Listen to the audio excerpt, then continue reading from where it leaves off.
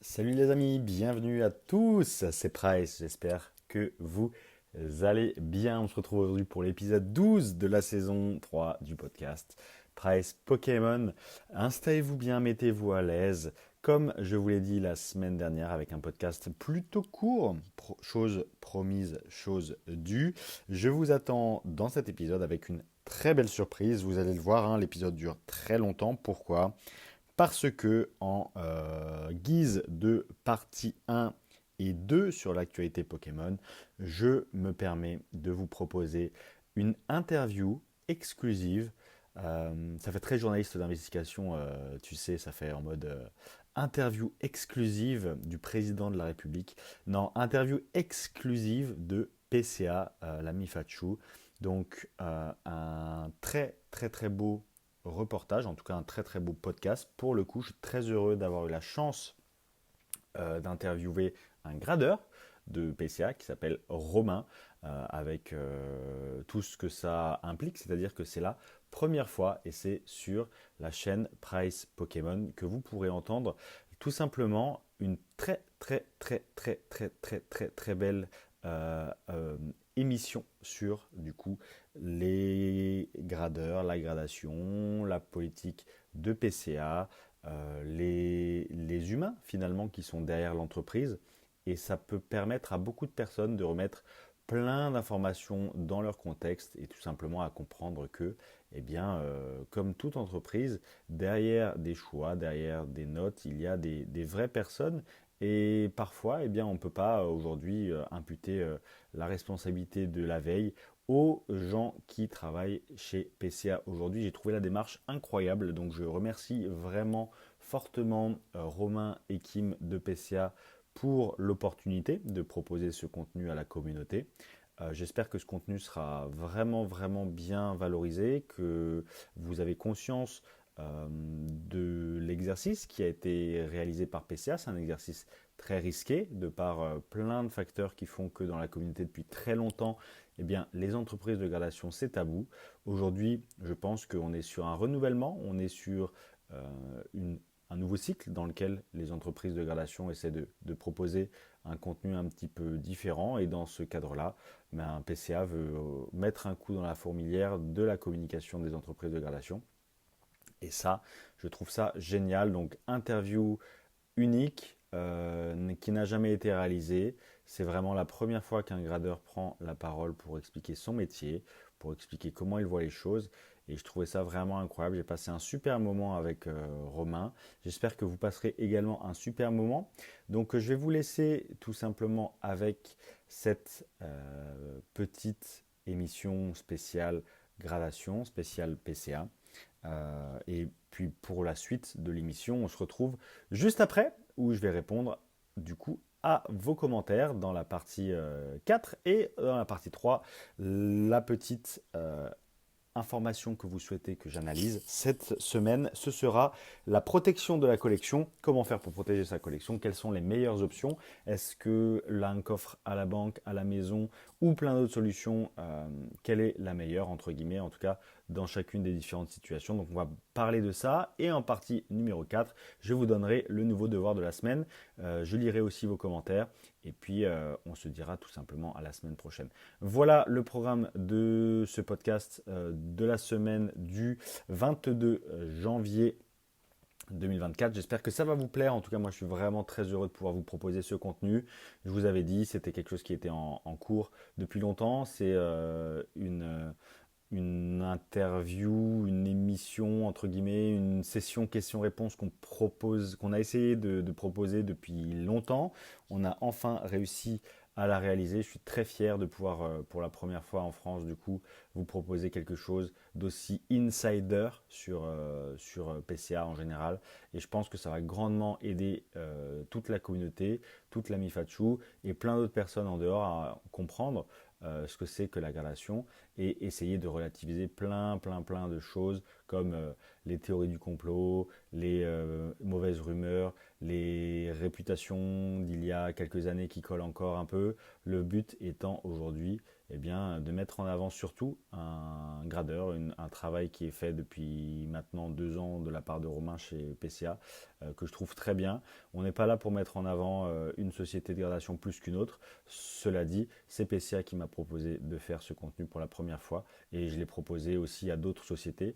Aujourd'hui, c'est eux qui répondent présent, donc j'espère vraiment que vous aurez la bienveillance et la gentillesse d'écouter avec aucun a priori et tout simplement de vous faire un avis à la suite de cet épisode et ça sera vraiment quelque chose de très appréciable pour tout le monde. N'hésitez pas d'ailleurs à laisser un commentaire à la suite de cet épisode.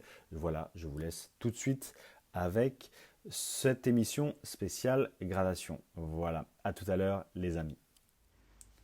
Salut tout le monde, c'est Price et nous voilà donc pour la partie numéro 2. On est en direct maintenant avec Romain de PCA et on va discuter un petit peu des différentes questions qu'on aimerait tous poser à éventuellement quelqu'un qui travaille chez PCA.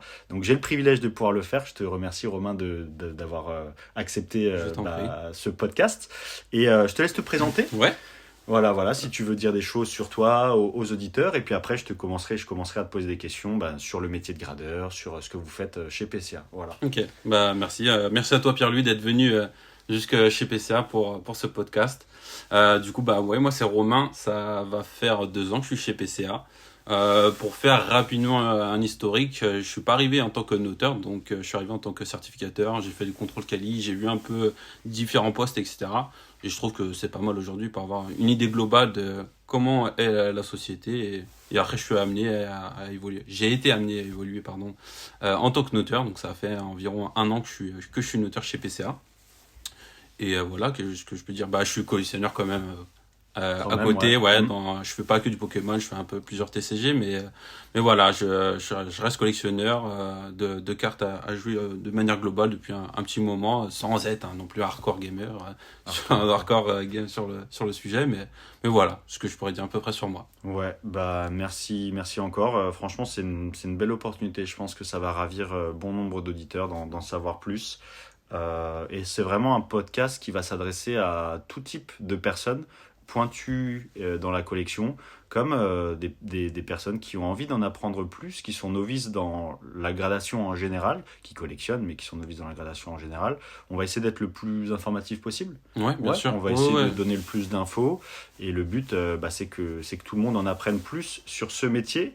Donc, en parlant de métier, qu'est-ce que c'est exactement, du coup, le métier de gradeur ? Comment est-ce que tu pourrais le décrire à quelqu'un qui n'en a jamais entendu parler ou alors à un enfant de 5 ans, voilà. Ouais.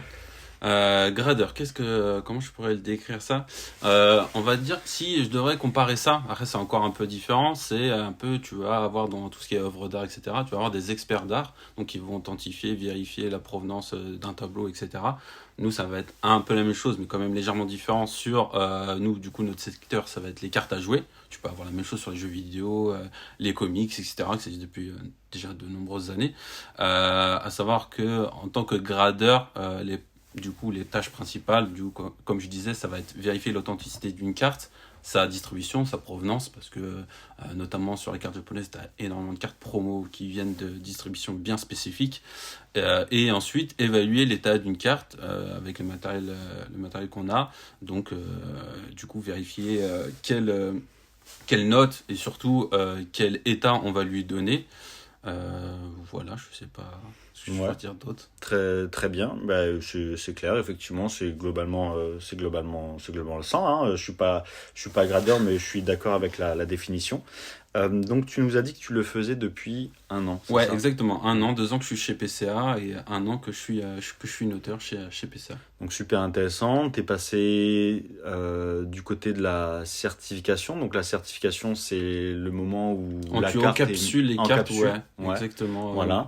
Les cartes. C'est ça, et donc ensuite, progressivement, tu as pu voir différentes choses. Je trouve ton profil vraiment super intéressant, comme je t'avais dit juste avant de démarrer le podcast.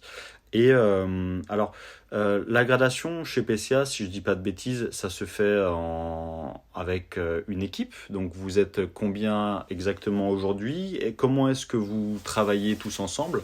Est-ce que chacune des cartes est notée de manière similaire? Comment est-ce que vous travaillez de ce point de vue-là? Avec quel matériel par exemple? Du coup, au niveau de la notation, le service notation, du moins, on va être une équipe de 3 à 4 noteurs. Donc, il va y avoir, si je devrais décomposer ça, tu vas avoir le noteur 1. En général, actuellement, des fois, ça peut changer, du coup, selon le turnover et plein de choses. Actuellement, moi, je suis le noteur 1. Donc, ça veut dire que j'ai une personne qui s'occupe du flux commande. Donc, c'est un autre service qui va nous ramener les premières commandes des clients qu'on doit traiter selon les ordres de priorité, les urgences, etc. Ouais. Je vais noter la commande en 1. Donc, après, avec le matal, je vais revenir après. Je vais noter la commande en 1, les états, etc. Dès que j'ai fini cette étape-là, je vais passer la commande pour le noteur 2, qui lui n'a pas du tout accès aux premières notes que j'ai indiquées. Très Faut intéressant. savoir ça, ouais. Pour juste un souci d'équité, qu'il ne soit pas influencé par les notes que j'aurais pu mettre et que ce soit transparent. Et ensuite, dès que lui il a fait sa deuxième nota, à ce moment-là, c'est une troisième personne, donc le noteur 3 qui intervient, qui lui voit les notes de la 1 et la 2 et qui à ce moment-là tranche entre, par exemple, si moi sur une carte j'ai mis 9, mon collègue noteur 2 a mis 9,5, lui va revérifier la carte bien attentivement et savoir pour lui qu'est-ce que ce sera le 9 ou le 9,5. Donc à savoir le noteur 3, c'est la personne qui a le plus d'expérience, donc actuellement à savoir le chef nota, parce que c'est lui qui, justement, vu qu'il a plus d'expérience, il connaît, généralement c'est aussi quelqu'un qui va être très dans Pokémon, parce que c'est majoritairement du Pokémon qu'on reçoit, donc il connaît principalement les défauts qui vont revenir sur telle ou telle série, peut-être un peu plus que sur les autres noteurs qui vont être qualifiés sur peut-être d'autres TCG. Donc c'est lui qui va bien trancher. Et même si on a la même note, hein, c'est lui quand même qui va revérifier, Bien être sûr. sûr et certain. Bien Donc sûr. c'est pour ça qu'on dit qu'on a une triple notation aujourd'hui chez PCA, que c'est bon. Et je pourrais te donner un exemple qu'on a justement récemment, parce que les gens, pour éviter Ouais. que les gens disent n'importe quoi, on va dire que sur des 10, par exemple, moi j'ai mis un 10, mon collègue a mis un 10, ou alors il a mis 9,5 plus. À savoir que des fois, en fait, on peut mettre des indications. Plus. Ouais, ok, On a très des petits bien. commentaires parce qu'on hésite. On Bien met sûr. 9, mais sans trop de 9, 9,5, 9,75. Allez, je mets OK+. Donc moi j'ai mis 10, il a mis 9 OK+. Donc pourquoi pas, il hésite avec le 10. À ce moment-là, le noteur, il se dit OK, c'est un 10. Il y a sûrement un 10, je vais vérifier que c'est bon. Donc, il regarde. Si pour lui, il estime que c'est un 10, c'est un 10. Et ça peut lui arriver qu'il se dise OK, elle a l'air vraiment pas mal. Pourquoi pas le 10+. Ok. Il regarde pour le 10+. Le 10+, comment ça se passe? Vu que c'est une note quand même Très rare. très rare et très spéciale, et justement, par le passé, les chaînes de notation étaient différentes. Certes, il y en avait très très peu. On essaie quand même aujourd'hui de rectifier ce tir et de se dire OK, on est plusieurs à avoir mis 10. Pourquoi on ne tenterait pas le 10+? On va vérifier à ce moment-là. Donc, le chef nota 3 vérifie et regarde le 10+. Si pour lui, il estime que c'est le 10+, il repropose à un nota 1, un nota 2 de revérifier. Et à ce moment-là, si les 3 sont d'accord, là, on sort le 10+. Très Voilà, intéressant. c'était une information que je voulais remettre Dans le contexte. Ouais. exactement dans le contexte. Très intéressant. Et alors, pour noter, pour évaluer, pour regarder la carte sous toutes ses coutures, quel matériel est-ce que vous utilisez, vous, chez PCA, en l'occurrence, ou en matière de gradation? Est-ce que c'est des lampes bien spécifiques? Est-ce que vous avez du matériel particulier? Voilà, pour les gens vraiment qui sont totalement en découverte de ce métier, qu'est-ce que tu pourrais donner comme info, si tu as le droit, bien sûr, Bien sûr. sur le type de lampe, par exemple, voilà, ce genre d'outils, ou une première approche aussi pour les gens qui voudraient pré-grader de leur côté Ouais. chez eux avant d'envoyer pour voir si ça vaut la peine. Quel est le matos en gros, vraiment? Alors, chez nous, principalement, en tout cas, l'outil que les gens n'auront pas forcément, n'auront pas du tout, c'est notre outil interne, en gros, à PCA. Donc, c'est là où on va pouvoir justement mettre les notes, mettre les commentaires, détailler surtout aussi des informations, faire des recherches également documentaires sur Pokémon, etc. Donc, ça, c'est les outils en interne. Après, principalement aussi, du coup, on utilise des gants, forcément. Je sais qu'il y a aussi des gens qui sont plus pour, il y en a qui sont contre. Personnellement, depuis l'expérience que j'ai, et en tout cas chez PCA, c'est que les gants, en tout cas, ça évite tout ce qui est traces, salissures, même endommager la carte par je ne sais quel mouvement des mains, etc. Les gants, par l'expérience, c'est beaucoup plus rassurant et c'est plus simple pour nous, et on évite des micro-rayures, etc. et des salissures. Donc les gants, ensuite on va avoir soit notre playmat, soit une genre de petite mousse avec des reliefs pour éviter d'abîmer la carte et justement faire des micro-rayures qui n'étaient pas là à l'origine. On va avoir des lampes également très puissantes qu'on peut régler, blanches généralement, qui n'est pas du tout comme la lumière du jour ou la Combien de lumière qu'on Kelvin? peut avoir. Ouais. Combien de Kelvin les lampes blanches? Je crois que 6000? ouais, c'est ça, 6000 Ouais. à peu près. Hein. Ouais, c'est ça. Je crois que ça peut aller jusqu'à 6000. Je les mets pas à fond, clairement, parce que là j'ai plus de. Ouais, surtout le matin, si j'arrive, je mets à fond, là c'est mort. Ok. Ça me fume les yeux. Mais non, ouais, on règle quand même ça, la densité de la lumière, pour vérifier. Ça nous permet vraiment de voir les micro-rayures, les points blancs, les impacts, même des toutes petites pliures qu'on pourrait pas voir, etc. à l'œil nu sur la lumière du jour. Donc voilà.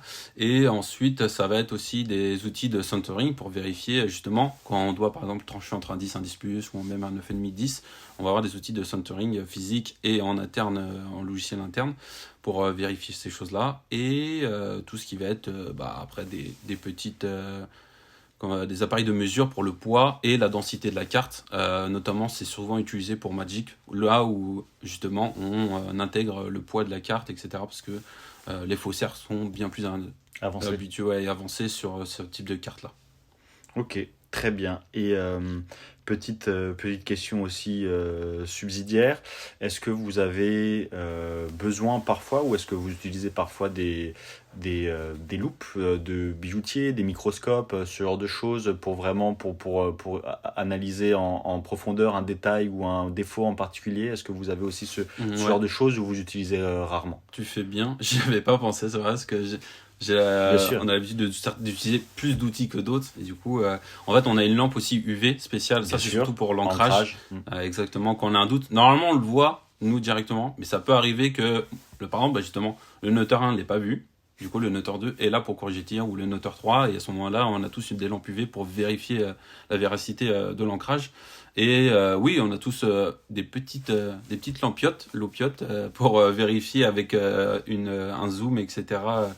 Et un microscope pour vérifier également si sur certains aspects, généralement, notamment, ça va être surtout de l'ancrage en vrai et les micro-pliures, parce que des fois, ça se voit vraiment pas à l'œil nu.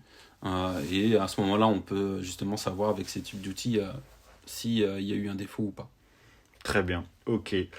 Eh ben, super intéressant. Je pense que là, vraiment, tous les auditeurs ont toutes les clés en main pour comprendre un peu mieux ce qui se passe, eh ben, finalement, derrière le rideau.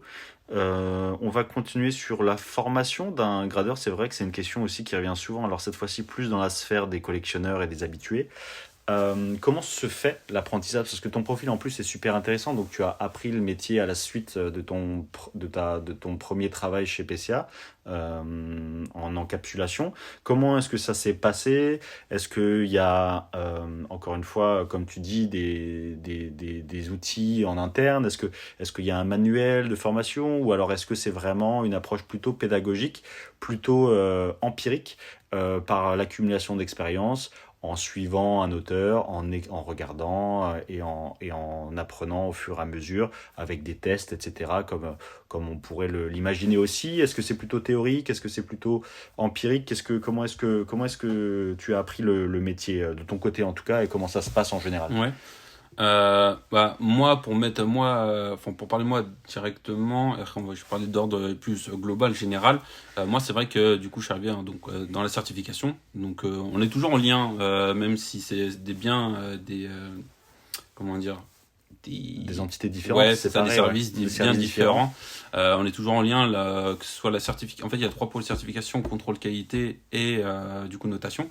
Mais par exemple, je te donne vraiment un exemple. Tu vas avoir en certif. En fait, c'est pour ça qu'on voit que les gens sont quand même impliqués.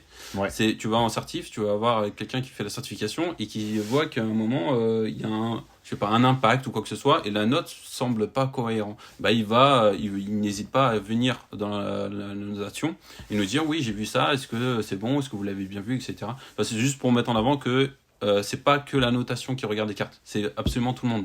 Du coup, ça joue sur le fait de aujourd'hui, moi, je suis noteur. C'est que quel que soit le service, tout le monde va regarder les cartes et c'est pas juste la certification est là juste pour encapsuler, c'est de l'usinage, etc. Non, ils regardent les cartes quand même, ils vérifient s'il y a certaines choses qui ils se disent ça n'a pas l'air forcément cohérent, je vais le renvoyer au service de notation ou au contrôle qualité et ils refont un check, etc. Donc moi j'ai fait la certification, donc j'avais joué beaucoup de cartes, etc. Et ensuite j'ai fait aussi également du coup de contrôle qualité. Maintenant c'est bien des services bien différents, ouais. Avant on faisait un peu les deux, maintenant c'est bien différent. Et donc au fur et à mesure je parlais beaucoup aussi avec la notation, essayer de comprendre en fait. L'intérêt c'est aussi de savoir pourquoi telle carte a eu telle note, aussi comprendre le label, pourquoi c'est parce que moi je connaissais Pokémon mais je suis pas un fan hardcore non plus, donc il y a certaines cartes que je comprends pas la distribution, en tout cas je comprenais pas la distribution au début, du coup j'hésitais pas à aller demander à la notation pourquoi telle carte par exemple elle a tout simple, elle a une carte, c'est le numéro par exemple de Ténèbres Embrasées, mais il y a écrit Cosmo Solo. Du coup, c'est juste parce que c'était une promo et avec le numéro qui a été réédité sur un tripag ou je ne sais quoi. Du coup, c'est juste comprendre ces aspects-là. Et après, au fur et à mesure, il y a eu des changements en interne qui ont fait que un poste s'est libéré en notation. Moi, j'étais déjà dans la société, je connaissais le processus, je connaissais les cartes. Du coup, au fur et à mesure, j'apprenais. Donc, je suis passé noteur à ce moment-là. Et comment, du coup, on va revenir à comment s'est passée la formation. Généralement en notation, on a forcément quand on va prendre un candidat, faut qu'il ait un intérêt sur les TCG. En fait, sur les autres postes, ça n'est pas forcément obligatoire. Ouais, c'est pas forcément le cas tout le temps, c'est pas obligatoire parce que c'est quand même différent. C'est bien sûr de l'apprentissage quand même en contrôle qualité, savoir si le label correspond à la carte. Il faut connaître un minimum les cartes. Reste ça, c'est des outils qu'on a en interne ou des guides qu'on a en interne pour bien que les gens apprennent, mais c'est pas le même intérêt qu'il y a sur la notation. La notation, il faut vraiment quand même avoir un intérêt pour les cartes, du coup c'est quelque chose qu'on va chercher directement chez un candidat. De manière générale, je t'entends, qui connaissent au moins les différents TCG, les différents blocs par exemple de Pokémon principalement, etc. Bien sûr. Après qu'on ait eu ce candidat en entretien, il va y avoir également un questionnaire pratique. Un questionnaire pratique d'ordre général, là aussi, que ce soit sur du Magic, du One Piece, du Pokémon, Yu-Gi-Oh!, etc. Là aussi, pour savoir s'il connaît en tout cas en globalité, s'il connaît le dragon blanc aux yeux bleus, le dragon fumé d'un, etc. Voilà, on parle vraiment d'ordre très général. Après, on a un deuxième questionnaire qui est un peu plus pointu.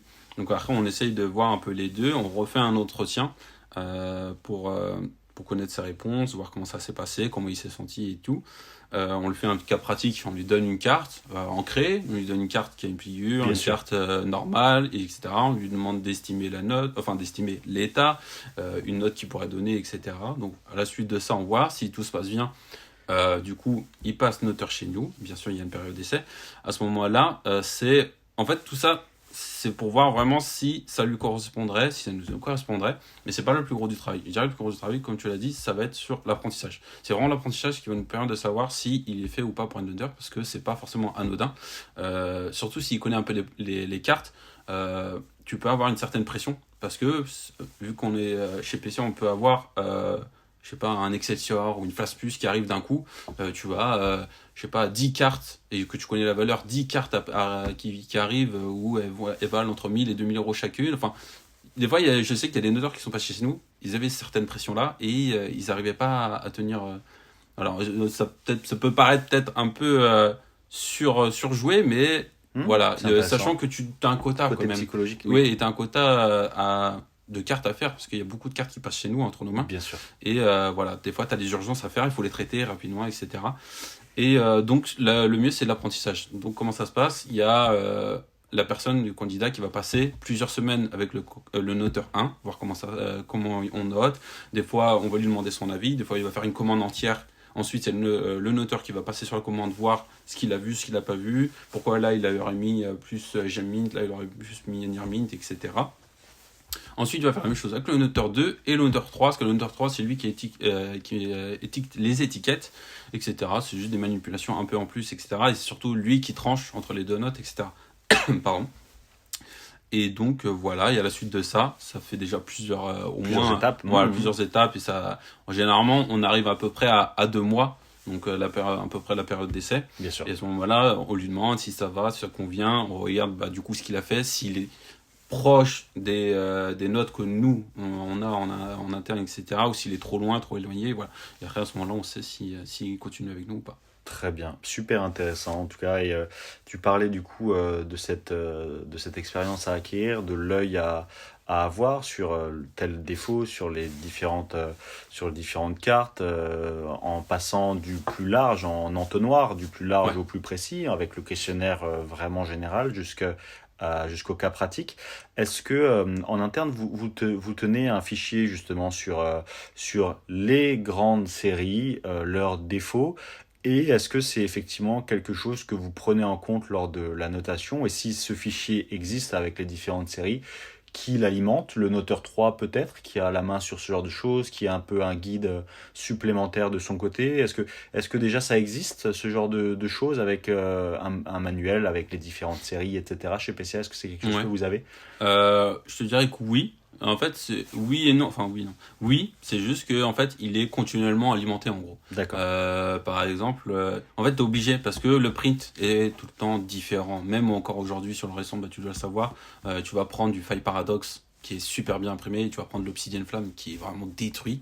C'est différent. Donc nous, en fait, tu vas avoir justement le Noteur 3 qui aura le plus d'expérience, qui va alimenter ce fichier-là pour les différents blocs, qui se souvient sur tel bloc, il y a eu telle série ou telle carte édition spéciale, ou alors il y a eu un print spécifique. Par exemple, je sais plus sur quel, sur 8 Saphir, je crois, tu as eu un problème sur les reverse.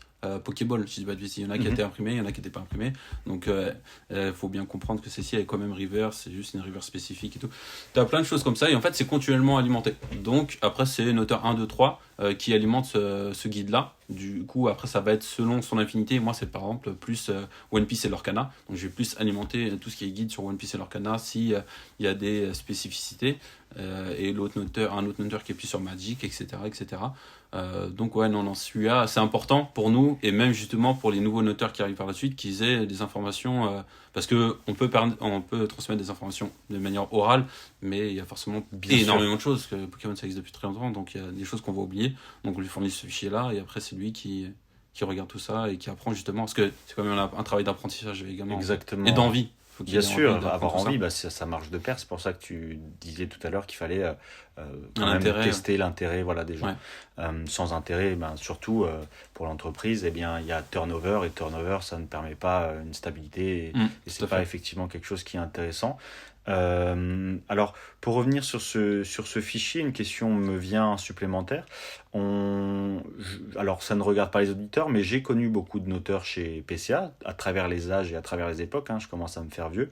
Est-ce que chacun d'entre eux, ou certains ont laissé est-ce que certains ont laissé une trace? Est-ce que certains ont alimenté ce fameux fichier? Est-ce que c'est vraiment une encyclopédie, ou à chaque fois on redémarre un petit peu à zéro quand il y a un nouveau... c'est peut-être une question dont je ne connais pas la réponse, mais je suis quand même curieux de savoir si, tu vois, il y a eu effectivement un approvisionnement d'informations de certaines personnes avec une tel type d'expérience, qui sont passées par PCA, qui ont laissé des traces ou pas, ou si c'est vraiment un travail qui a été remis en place particulièrement récemment, ou voilà. Alors, je dirais oui et non. Il y a certaines personnes qui ont laissé peut-être des traces, d'autres non, etc. D'autres qu'on a pris en compte, d'autres qu'on n'a pas pris en compte. Mais je dirais que c'est plus quelque chose qu'on continue de travailler, qui n'a pas forcément été mis en place par le passé. Parce qu'après, on était... avant, c'était plus petit, c'était une entreprise plus récente, etc. Maintenant, on essaye d'avoir justement un maximum d'informations pour les personnes qui sont amenées à venir, et aussi un maximum de transparence et d'efficacité, d'être proactif, etc. aussi sur les cartes. Donc, je dirais que ça continue, mais c'est surtout, ça doit faire peut-être 1 ou 2 ans principalement qu'on a les informations. Très bien. Avant, c'était pas forcément, en tout cas, inscrit, et on n'avait pas forcément ce guide qui était là pour indiquer aux nouveaux noteurs. Après, j'étais pas là pour le savoir. Bien sûr. Non, mais tout à fait, mais c'est super intéressant quand même d'y répondre. Alors, du coup, là, chez PCA, c'est vrai que tu parlais d'entreprises récentes. Maintenant, vous êtes quand même bien établi. Les chiffres sont là pour en parler. Alors, le but, c'est pas non plus de mettre l'accent sur ça. Aujourd'hui, c'est pas du tout le but. Il y a plein d'autres entreprises qui font certainement du bon travail, mais aujourd'hui, le but, c'est de parler surtout avec toi. Alors, qu'est-ce qui qu'est-ce qui vous rend unique Pas de souci. Qu'est-ce qui vous rend unique chez PCA et qui expliquerait votre succès depuis ces trois dernières années, je dirais particulièrement, plus qu'avant, parce que j'ai connu PCA dans un 10 mètres carrés, je connais PCA aujourd'hui.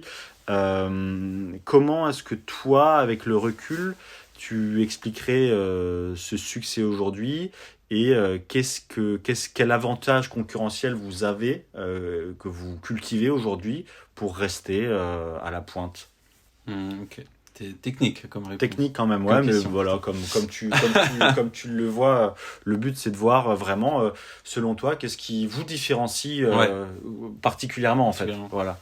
Sans le but n'étant de pas du tout critiquer les autres. Chacun fait du bon travail. On a la chance aujourd'hui d'avoir un paysage américain, français, voilà, avec un bon choix. Mais qu'est-ce qui aujourd'hui fait que les gens comment toi tu le verrais de ton côté? Qu'est-ce qui fait que les gens envoient chez vous avec ton regard de gradeur et puis avec ton expérience chez PC en général? Principalement, ça c'est sûr qu'on va pas se le cacher, ça va être la notoriété de PCA aujourd'hui. Le fait qu'on soit les plus anciens joue énormément, que ce soit sur une personne qui connaît très bien PCA ou qui ne connaît pas forcément PCA. Si tu cherches aujourd'hui à grader des cartes, principalement tu vas tomber sur nous pour grader, parce qu'on va être le choix qui parle le plus autour de nous et justement où on a le plus de cartes sur le marché. Donc ça va être le choix premier. Après, qui va rendre unique, je pense que ça va être principalement l'expérience. L'expérience qui fait que, justement, comme je te disais juste avant, certes, on n'a pas eu tout le temps des guides écrits, mais on a eu ce partage d'expérience des anciens auteurs, toutes les personnes qui sont venues chez nous, même des gros collectionneurs, etc. Cet échange-là qui fait qu'aujourd'hui, ça a construit PCA et ça continue de se construire sur beaucoup de choses de partage, qui fait que ça enrichit PCA aujourd'hui et qui le rend unique sur cet aspect-là, qu'on essaye du coup aujourd'hui de rendre plus transparent, plus visible, parce que le problème c'est que PCA aujourd'hui c'est une entité que tout le monde connaît, mais il ne sait pas comment ça fonctionne vraiment en interne, comment justement, on est là pour ça, expliquer qu'est-ce qui le rend unique, etc. Que ce soit par exemple, je ne sais pas si toutes les sociétés de gradation le font, que ce soit la triple notation, à savoir qu'on soit complètement transparent là-dessus, qu'on essaye de faire les choses bien, malgré ce qui peut être dit. Qu'est-ce que je pourrais dire de plus ? Je sais pas.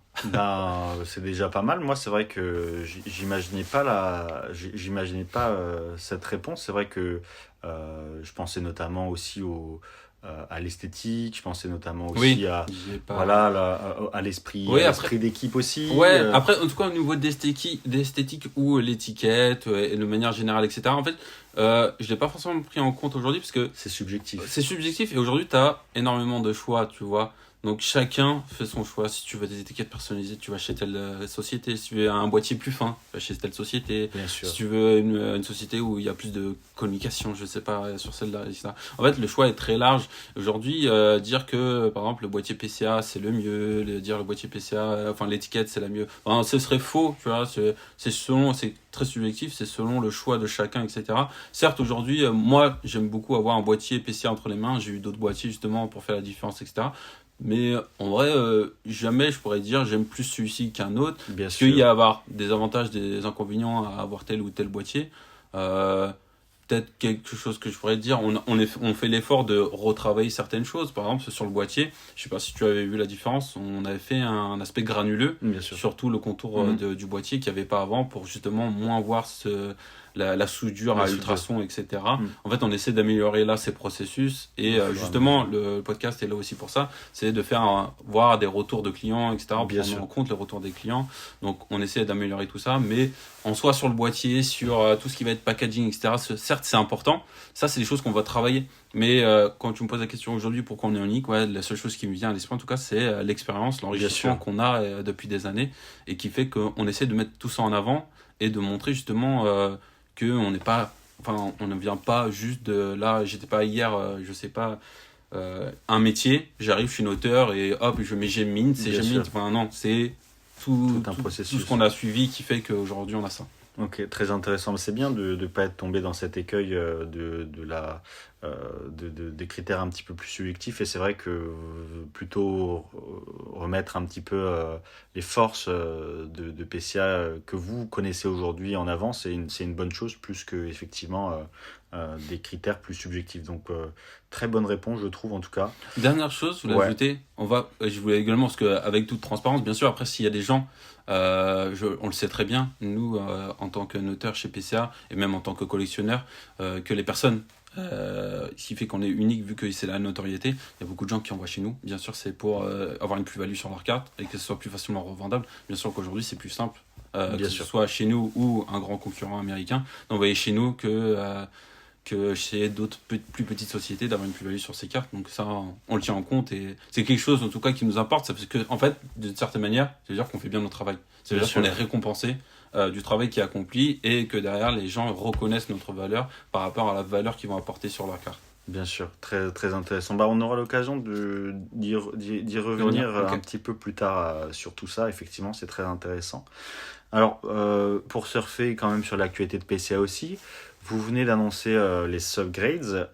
Alors, c'est une idée qui a été... les gens me posent souvent la question sur le Discord ou même en commentaire. C'est une idée qui a émergé comment? Alors déjà, ça c'est une première question. Et la deuxième question, c'est, même si je pense connaître la réponse, si on connaît tous la réponse, est-ce que ça va changer quelque chose sur le processus de notation Mhm. classique? Voilà. Ok. Du coup, je vais répondre à la première question. Ça a émergé comment?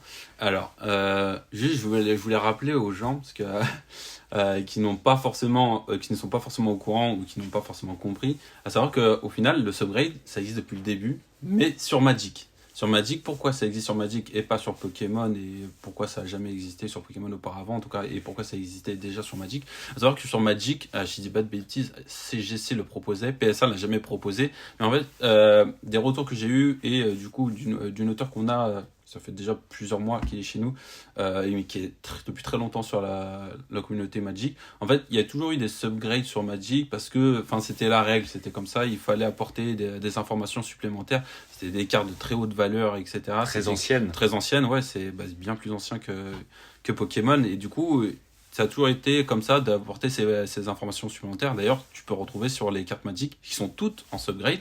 Le poids et la densité de la carte, etc. Ça a toujours été comme ça. Et donc, ça date pas d'hier le subgrade.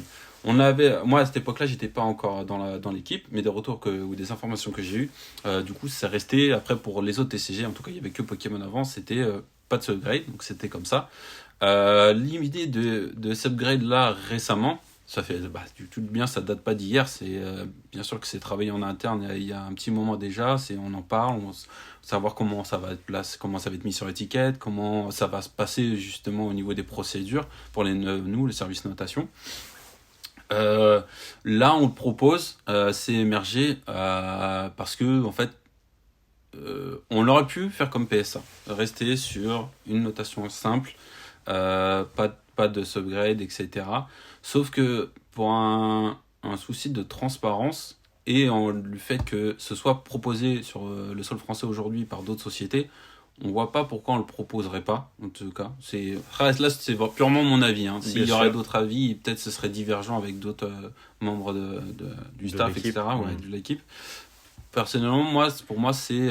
En fait, vu que c'est une option, tu peux le faire ou la pas faire.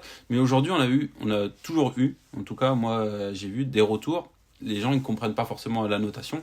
Et du coup, s'ils veulent comprendre la notation, ils peuvent faire la demande sur le subgrade. Et là, du coup, ils auront beaucoup plus d'informations à ce sujet-là.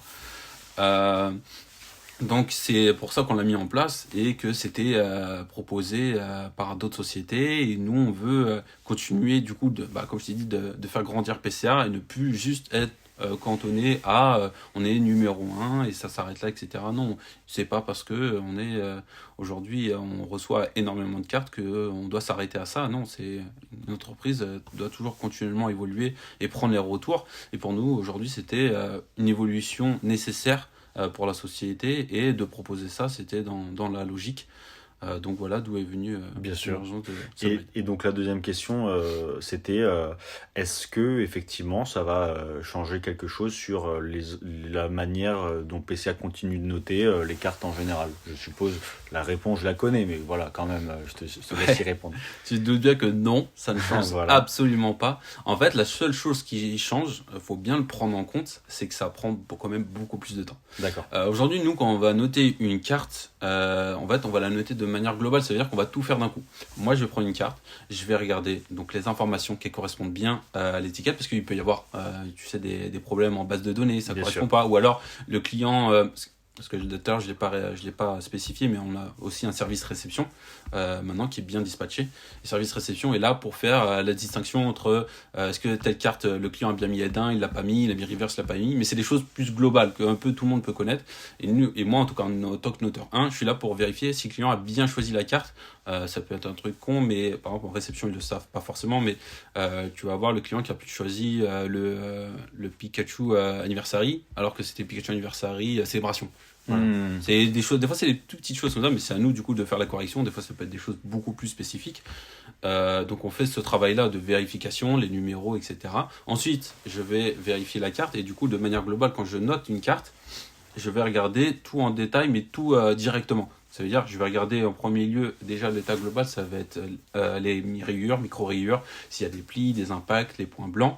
Et tout ça, je regarde de manière globale, le centering, les coins, sur l'avant et sur le dos. Alors que quand je vais faire le subgrade, je vais m'attarder sur chaque point, parce qu'il faut attribuer une note du coup sur chaque point et pas une note globale.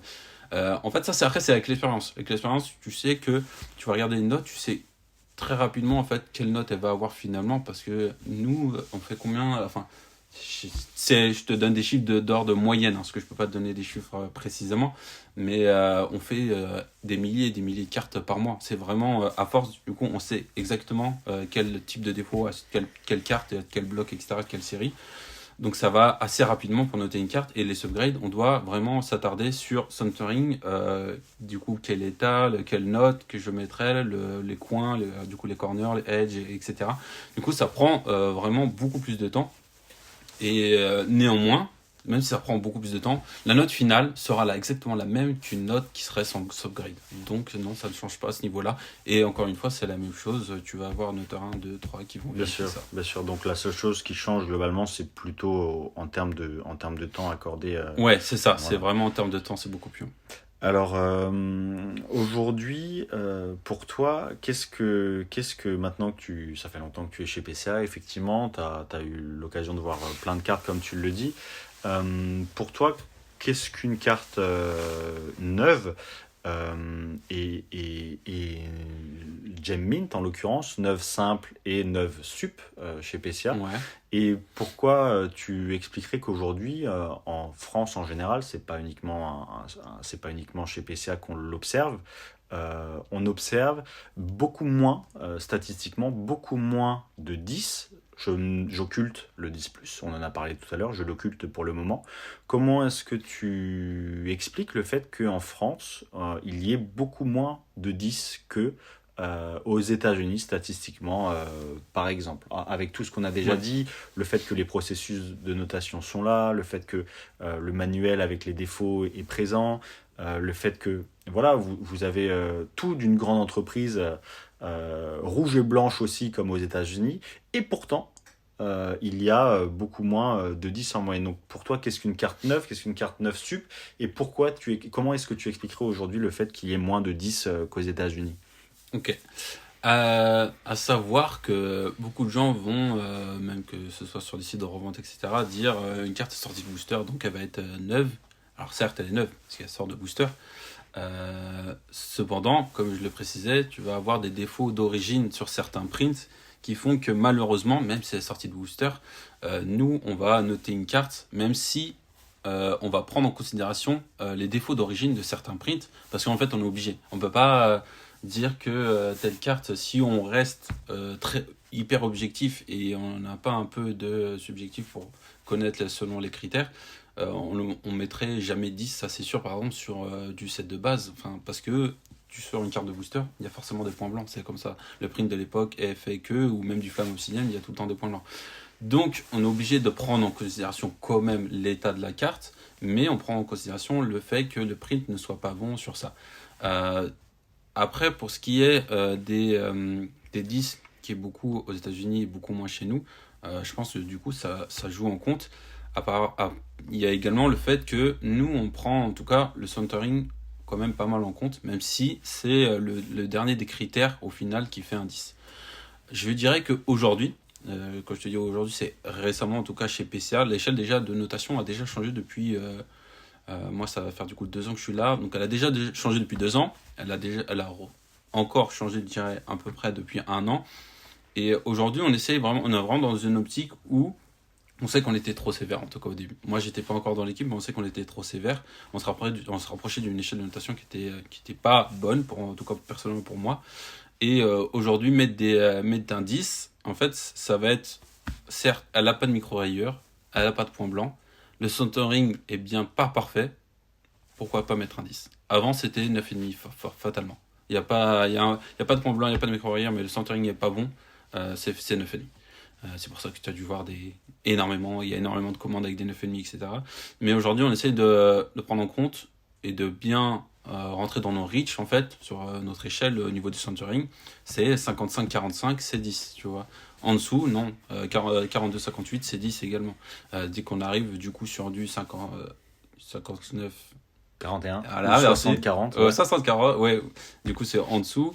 Bref, quand je rapproche du 50-50, on se rapproche, 50-50, oui, on essaye de regarder, vérifier si, ou 49-51, si c'est bien du 10 ou 10 plus, tu vois, pourquoi pas. Mais ça, on en reparlera comme tu as dit. Mais je dirais qu'aujourd'hui, peut-être aux États-Unis, le centering, ils ne prennent pas forcément en compte, tu vois. On le sait très bien, enfin, quand je regarde des cartes, parce qu'on reçoit on reçoit, je vais dire du PSA, je sais pas, tu verras si tu le coupes ou pas, mais on reçoit du PSA, les entreprises rouges ou blanches. À des cases. Voilà, on en reçoit à des cases nous-mêmes directement. Et clairement, il y a des cartes, c'est impossible pour nous de mettre 10 quand la carte est limite off-center, c'est pas possible, tu vois. Bien sûr. On est obligé de le prendre en compte. Sinon, en fait, on a des collectionneurs qui vont être hardcore. Pour eux, le moindre point blanc, même si c'est un point de coupe, on appelle ça, sur le coin, qui va être minime et qui est là parce que des fois il se voit, des fois il se voit pas, on le sait pas. Enfin, c'est au print, quoi. Mais pour eux, c'est mort, c'est pas de 10. Ils peuvent pas, ils sont même prêts à décaler une carte qui a eu un 10 parce qu'elle a eu juste un point de coupe à un endroit qui est tout petit, mais pour eux, voilà, c'est comme ça. Et inversement, on a des gens, pour eux, c'est 10 alors qu'il y a des micro-rayures, etc. Donc, on peut pas combler tout le monde, on essaye de faire pour nous le juste milieu, justement, par rapport à notre expérience. Et je pense qu'il fait que c'est pour ça qu'aujourd'hui, on a moins de 10.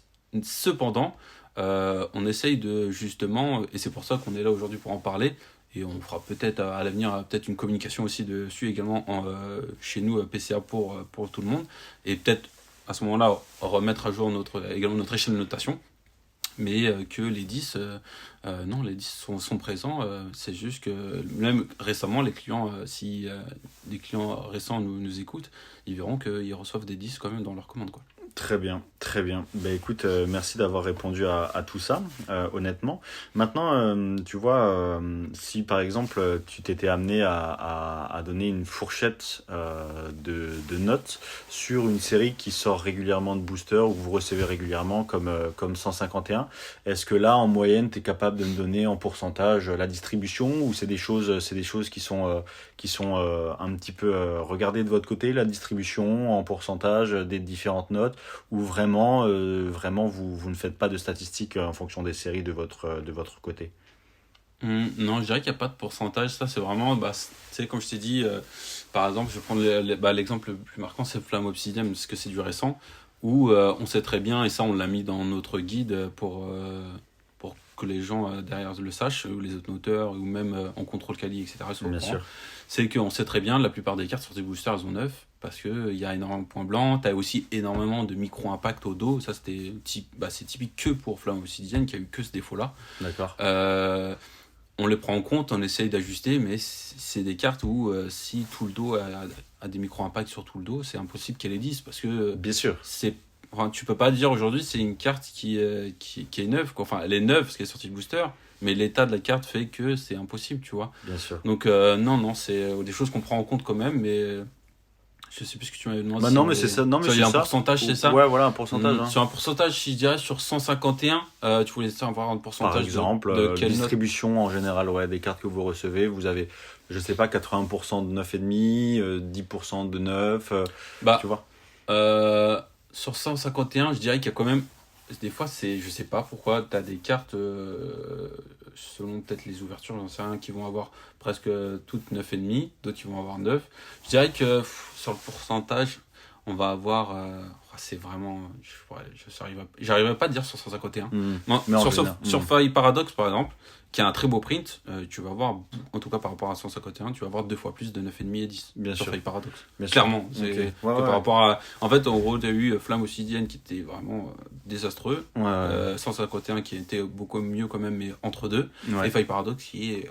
Vraiment nickel. Ah oui, vraiment bien nickel. Sûr. Quoi. Et du coup, selon toi, d'une manière plutôt philosophique maintenant, est-ce que effectivement c'est normal selon vous aujourd'hui, est-ce que c'est normal justement de ne pas noter entre guillemets, même si finalement dans votre esprit vous notez de la même manière, parce que vous notez de la même manière les différentes cartes avec leurs défauts inhérents, mais est-ce que ce serait pas judicieux d'accorder peut-être encore moins d'importance à certains défauts d'origine? Est-ce que toi c'est quelque chose qui t'est déjà venu à l'esprit ou pas, dans le sens où il faut quand même se le dire, une carte 9, le grade c'est proche du 9, et une carte 8 c'est excellent proche du 9. Or on sait qu'aujourd'hui on peut avoir du 8 excellent proche du 9, qui fait vraiment passer une carte, entre guillemets, neuve, pour une carte d'occasion finalement. Ouais. Est-ce que c'est pas quelque chose qui parfois vous choque un petit peu aussi vous-même? Alors, je vois très bien ce que tu veux dire. Je dirais que la chose, c'est que nous, en tant que noteur, je sais pas si tu allais y venir par rapport à nous, à notre notation, si en plus on regarde la carte plus pour l'état ou la note également. Bien sûr, bien sûr, j'allais y venir après, ouais. Okay. Tu peux en parler maintenant. On peut en parler maintenant. Okay. Vas-y, fais ça. En fait, ça relie et c'est pour ça. Ça relie les deux, bien sûr. Vas-y. En gros, pour quelqu'un, bien sûr, qui va regarder une carte de manière générale, il va se dire, ok, ça c'est plus du 9, ça c'est plus du 9 du 9 sup, ou alors du good, etc. Nous, en tant que noteur, moi en tout cas personnellement, et j'ai posé la question à tout à l'heure pour être sûr aux autres noteurs, parce que j'ai vu ta question et je leur ai demandé. Bien sûr. Nous, en tant que noteur, quand on regarde une carte, en fait, on sait exactement quelle note on va lui donner. Bien sûr. Là, je te parle vraiment de note et pas d'état. Parce que ça, en fait, mais après c'est différent, parce que nous on est noteur chez PCA et notre but c'est de donner bien sûr un état qui est attribué à telle ou telle note, mais on regarde même plus les états, on regarde là, pour nous c'est la note. on va avoir une carte, il y a plusieurs rayures, il y a quelques points blancs, mais il n'y en a pas trop, c'est juste des micro rayures. Bon, ok, bah ça va être 8. J'ai un doute. Tu vois, c'est justement là où des fois il y a des quiproquos, c'est que en fait ça peut jamais être parfait. Aujourd'hui on est humain et ça peut jamais être parfait. Peut-être moi je vais avoir un œil plus avisé, je sais pas, sur ces micro rayures, alors que le noteur 2 un peu moins, mais plus sur les points blancs. Donc je vais dire 8, mais c'est 8,75, ok plus. Du coup lui il va se dire bon, moi je suis plus 9, noteur 3 va trancher, pour lui ce sera peut-être, il sera plus dur, il va se dire c'est 8. Très bien. Donc voilà, après ça c'est vraiment à nous, parce qu'en fait on prend l'habitude à force, parce que nous certes on grade une carte, mais ce qu'on attribue nous en tout cas sur le logiciel interne, c'est pas un état, c'est une note. Donc c'est à force, nous on a une note bien en tête. Après te dire que l'échelle de notation, comme tu as dit, c'est le 8, c'est excellent, proche du 9, c'est ça. Tu vois, je le connais même pas par cœur parce qu'à force je fais juste les notes. Oui, bien sûr. Mais te dire qu'elle est bonne ou pas bonne, peut-être que tu as raison. Peut-être que tu as raison, parce que aujourd'hui, cette échelle de notation, elle est complètement différente d'une société à l'autre. J'en parlais justement avec une autre personne un jour, que tu dois connaître. Et le mieux, je pense, en vrai, ce serait d'avoir une échelle qui serait universelle. Une échelle universelle, que toutes les sociétés aient la même. Ça, c'est vraiment là, on parle, comme tu m'as dit, philosophique. Tout le monde est la même échelle, et à ce moment-là, du coup, il n'y aurait pas de, comme tu dis, une carte elle sort 8, même si elle est sortie booster, c'est juste parce qu'elle a eu plein de défauts, etc. du coup excellent proche du neuf, bah, ça fait carte d'occasion et du coup bah voilà. Donc je sais pas. Oui, c'est vrai qu'aujourd'hui, là je te parle de manière plutôt générale et c'est vrai que ton métier ne te permet pas d'avoir un choix par rapport à ça. Ouais, Voilà, c'est ça. c'était comme ça. Mais c'est intéressant de voir qu'en toute transparence, et tu l'as dit aussi en début de podcast, euh, peut-être qu'aujourd'hui, l'échelle de notation, et même en tant que gradeur, peut-être qu'aujourd'hui, il y a des choses avec lesquelles tu n'es pas d'accord et tu as t'as tout à fait le droit. Donc, je vais pas poser la question du coup sur le site et du coup l'échelle de notation, puisque tu as répondu tout Ouais, d'avant. Tu as dit peut-être c'est sur ça. le site modifié. Mais Voilà. après, c'est pas. En fait, c'est un peu. Si je dois quand même rebondir dessus, c'est comme les subgrades, c'est pas des choses qui vont se faire comme ça du jour au lendemain, parce que bien sûr, derrière, ça va impacter quand même pas mal de choses. Les clients qui étaient là avant, etc. Les étiquettes qui sont déjà sorties, du coup. Bien sûr. Si ma carte, elle est une 9, du coup, l'échelle de notation a changé. Voilà, voilà, aujourd'hui, on est une grosse société, il y a énormément de cartes en circulation. Si on fait des changements, bien sûr qu'on le sait. Et le subgrade, c'est pareil, on sait que ça a des répercussions derrière. Donc, c'est des choses qu'on doit vraiment. Être sûr de nous derrière et l'échelle de notation on en prend en compte. Pour nous aujourd'hui, peut-être qu'elle est plus forcément adéquate. Néanmoins, en tout cas, la notation que nous on met, Voilà. c'est pour nous ça reste Ça reste la plus judicieuse. ouais, la plus judicieuse et la plus proche de ce qu'on pense. Tout à fait. Donc la question pour les auditeurs, c'était quand vous évaluez l'état d'une carte, est-ce que tu donnes une note ou un grade? Voilà, c'était ça la question pour Ouais, rebondir dessus. exactement, Donc effectivement, donne quand une tu- note, mais c'est tu- juste en fait une Bien question sûr. d'habitude en fait. Bien C'est sûr, pour ça. ok, très bien. Du coup, moi, ma question, et c'est une question j'ai pu aborder en long, en large, en travers avec d'anciennes personnes qui ont travaillé chez PCA. Est-ce qu'aujourd'hui, dans ce fameux fichier dont on a parlé en milieu de podcast, est-ce qu'aujourd'hui, il y a une vraie connaissance de la part de PCA sur la totalité des séries du bloc Wizards jusqu'à, on va dire, Earth Gold, Soul Silver? Ouais. On va appeler ça la période vintage et puis un petit peu plus récente.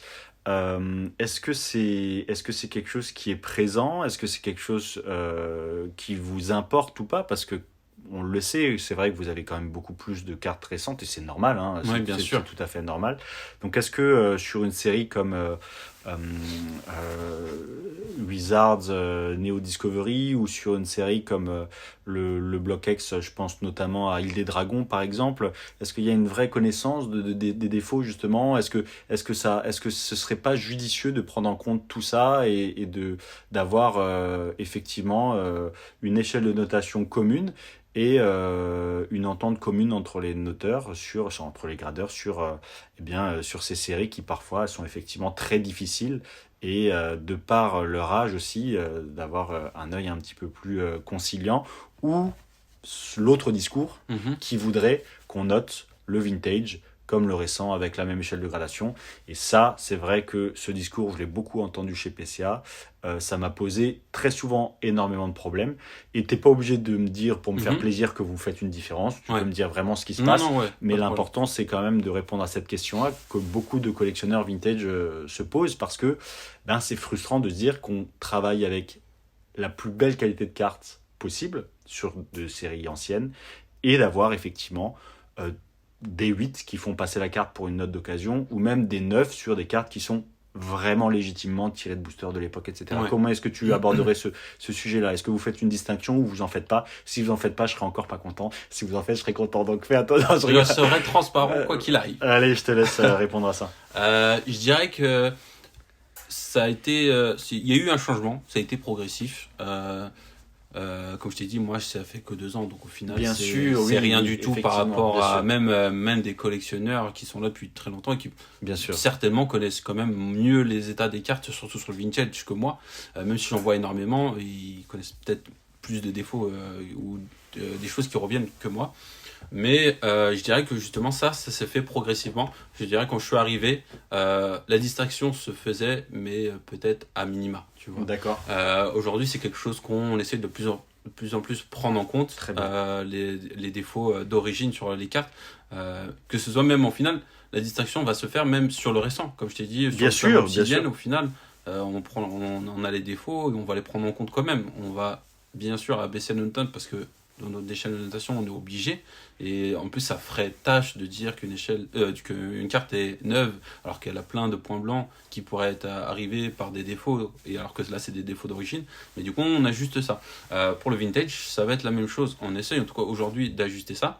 Après, je voulais rebondir sur le fait que tu me disais, et il y a justement beaucoup de collectionneurs de vintage, etc.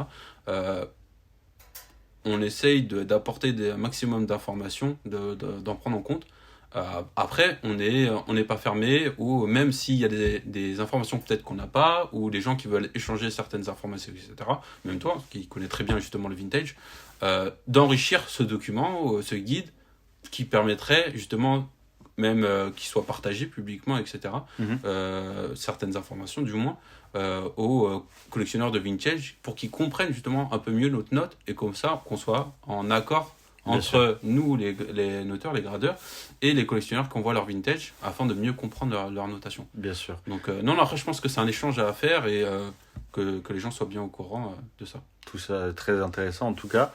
C'est une belle ébauche de ce qu'on pourrait appeler effectivement une échelle de notation commune, partagée. Ouais, En tout c'est cas, ça, partagé, ouais. aussi par exemple sur cette idée de grande échelle de notation commune, même Ouais. à l'international. C'est vrai que ça fait partie un peu. En tout cas, on n'en est pas encore là, mais c'est une belle ébauche de projet si jamais cette chose-là voit le jour. Mais je pense qu'aujourd'hui, l'important, c'était vraiment de parler des différentes questions qui reviennent et ce que les gens auraient aimé te poser quoi, en tant que graveur chez Pessia. On a vraiment balayé plein de sujets différents. On a parlé de plein de choses. C'était très enrichissant. J'espère que vous, les auditeurs, vous avez passé aussi un très bon moment.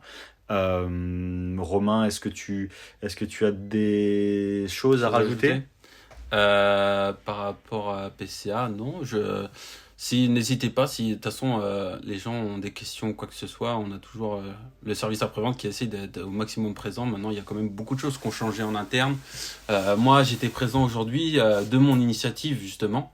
Je ne sais pas s'il fallait préciser, mais pour moi, c'était important. Moi, ça fait 2 ans que je suis chez PCA, comme j'ai dit, et aujourd'hui, voir certaines choses qui sont dites et qui sont finalement fausses. Ou alors qui n'ont pas de fondement parce que la personne n'a pas justement d'informations et à tort à travers justement justifier du fait qu'on n'ait pas de communication transparente sur ce sujet-là. Pour moi, c'était important aujourd'hui de rectifier le tir sur ça et d'apporter beaucoup plus d'informations aux gens qui se posaient la question comment ça se passe justement chez PCA, comment les cartes sont notées. Et c'est normal. Donc non, pour moi, c'était important de faire ce podcast aujourd'hui de partager tout ça. Oui, très important. Et vous l'aurez vu dans ce podcast, on est entre gens sérieux, donc je n'ai même pas pris le temps d'aborder les fameuses questions un petit peu d'ordre, on va dire, complètement fausses, comme les contrôles de population, des bêtises qu'on peut entendre de temps en temps. Je ne baigne pas du tout dans le complotisme, donc j'ai même pas abordé ces sujets-là. Désolé par avance à ceux qui avaient envie d'entendre ce genre de choses. Aujourd'hui, le but, c'était vraiment de faire connaître le métier de gradeur. Vous l'avez vu, derrière Pessia, et comme je l'ai dit à nombreuses reprises, derrière chacune des entreprises dans Pokémon ou en général, il y a des êtres humains, et en fait, colporter des fausses informations et dire des choses bêtes ou méchantes gratuitement, malheureusement ça n'apporte jamais rien de bien. Donc contrer tout ça par de la transparence et une meilleure communication, je trouve que ça reste important, et je remercierai jamais assez PCA pour cette opportunité, et du coup Romain d'avoir réalisé cet épisode. J'espère que vous avez trouvé ça très enrichissant, j'espère que les questions étaient pertinentes. Encore une fois, le but c'était de poser des questions qui sont intéressantes, et pas des choses de l'ordre de la fable ou de la légende urbaine. C'est pas du tout le but.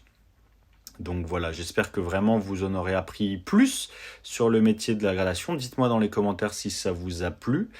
Si vous avez d'autres questions éventuellement à poser à PCA en général ou aux gradeurs en particulier.